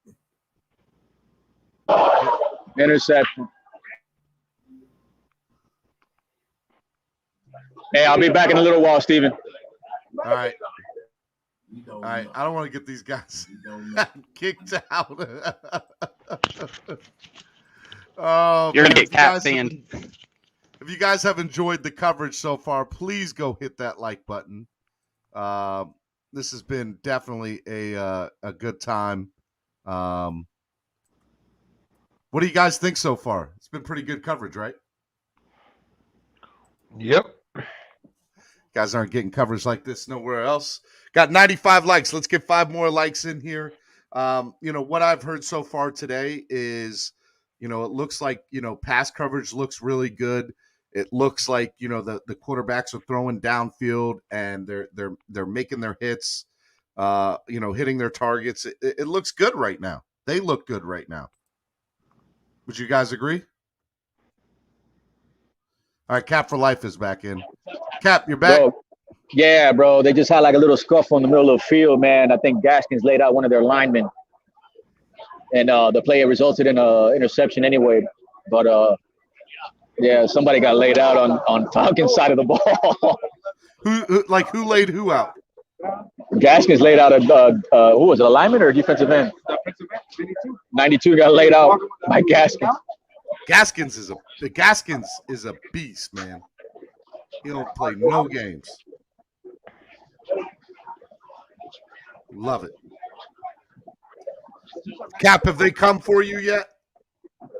Not yet. I'll let you know though, man. But remember me. I will definitely remember you.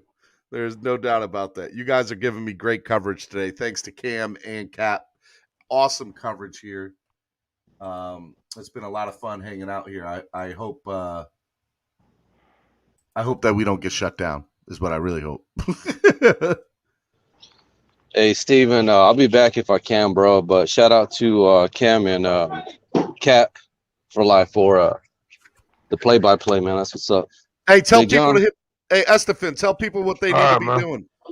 Yeah, hit that like button. Hit that like button, Big John. And Estefan, Daddy loves you, bro. Estefan, you owe money to the swear jar. Okay, I got you, bro.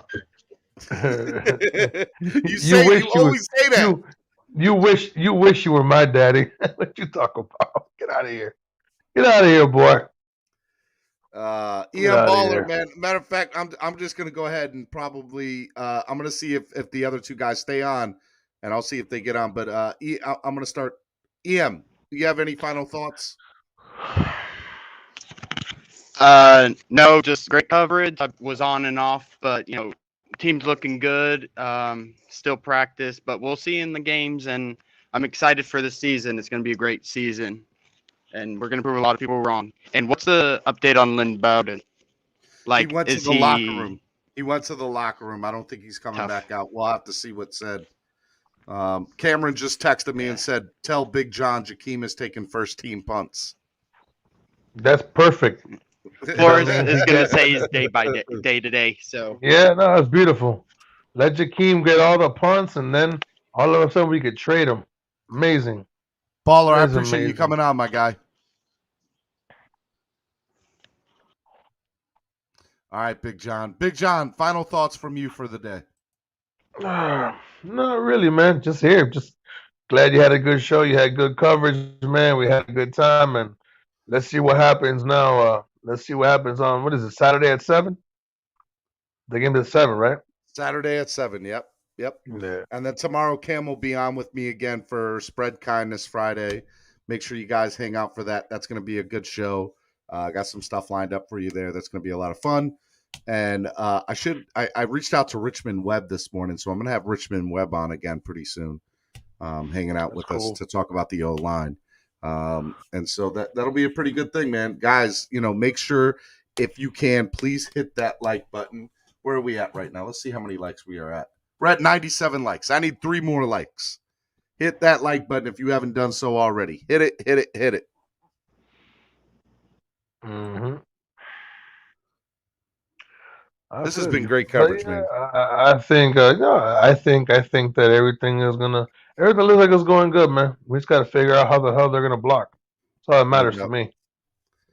If we don't block, nothing's gonna happen, bro. You're right. All right, Big John. I'll see you tomorrow, big guy. All right, man.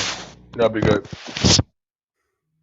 All right, y'all. If y'all like what we've done so far today, please go hit that like button. It helps out so much when you guys do that. I'm trying to do a lot of stuff here at Miami Sports Music Podcast Network, and we need your help. And the only way to do it is, with you guys sharing the content, liking the content, donating to the channel when you guys can. Anything you guys do with that, it helps the channel grow. I really hope you guys enjoy. If you like the content today or you like the morning show, get in the chat box right now. Let me know if you liked it. I'd love to hear back from you. My goal was to try to sign up 3 new people to the channel to get 3 new members. Nobody signed up. Nobody wants to join this amazing network, this content that we get. Come on, man. Sign up, become a member. We're going to start doing, exclusive content only for the members only. It's going to be good stuff. So, guys, come on. Let's go.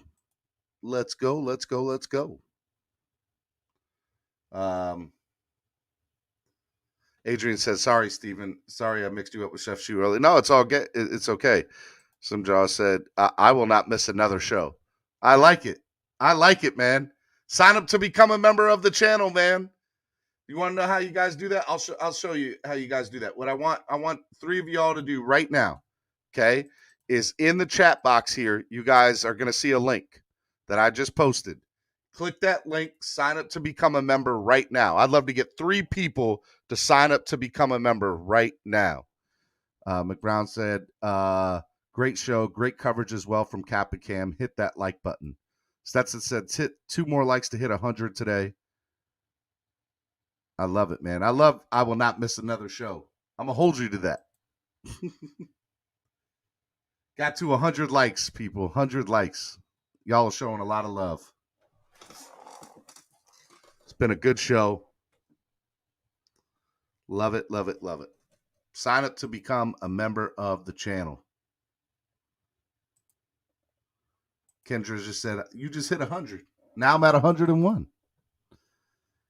Kendra, thank you for the picture earlier. Kendra was watching today and this is the picture she sent me of my ugly mug up on her TV. I do like it. Great job hitting 100 likes today. Certified MSM, CWA, Clock Blockers, DWA. All day, baby. All day. Y'all are the best. Y'all are absolutely the best. I want to give a big shout out to Cam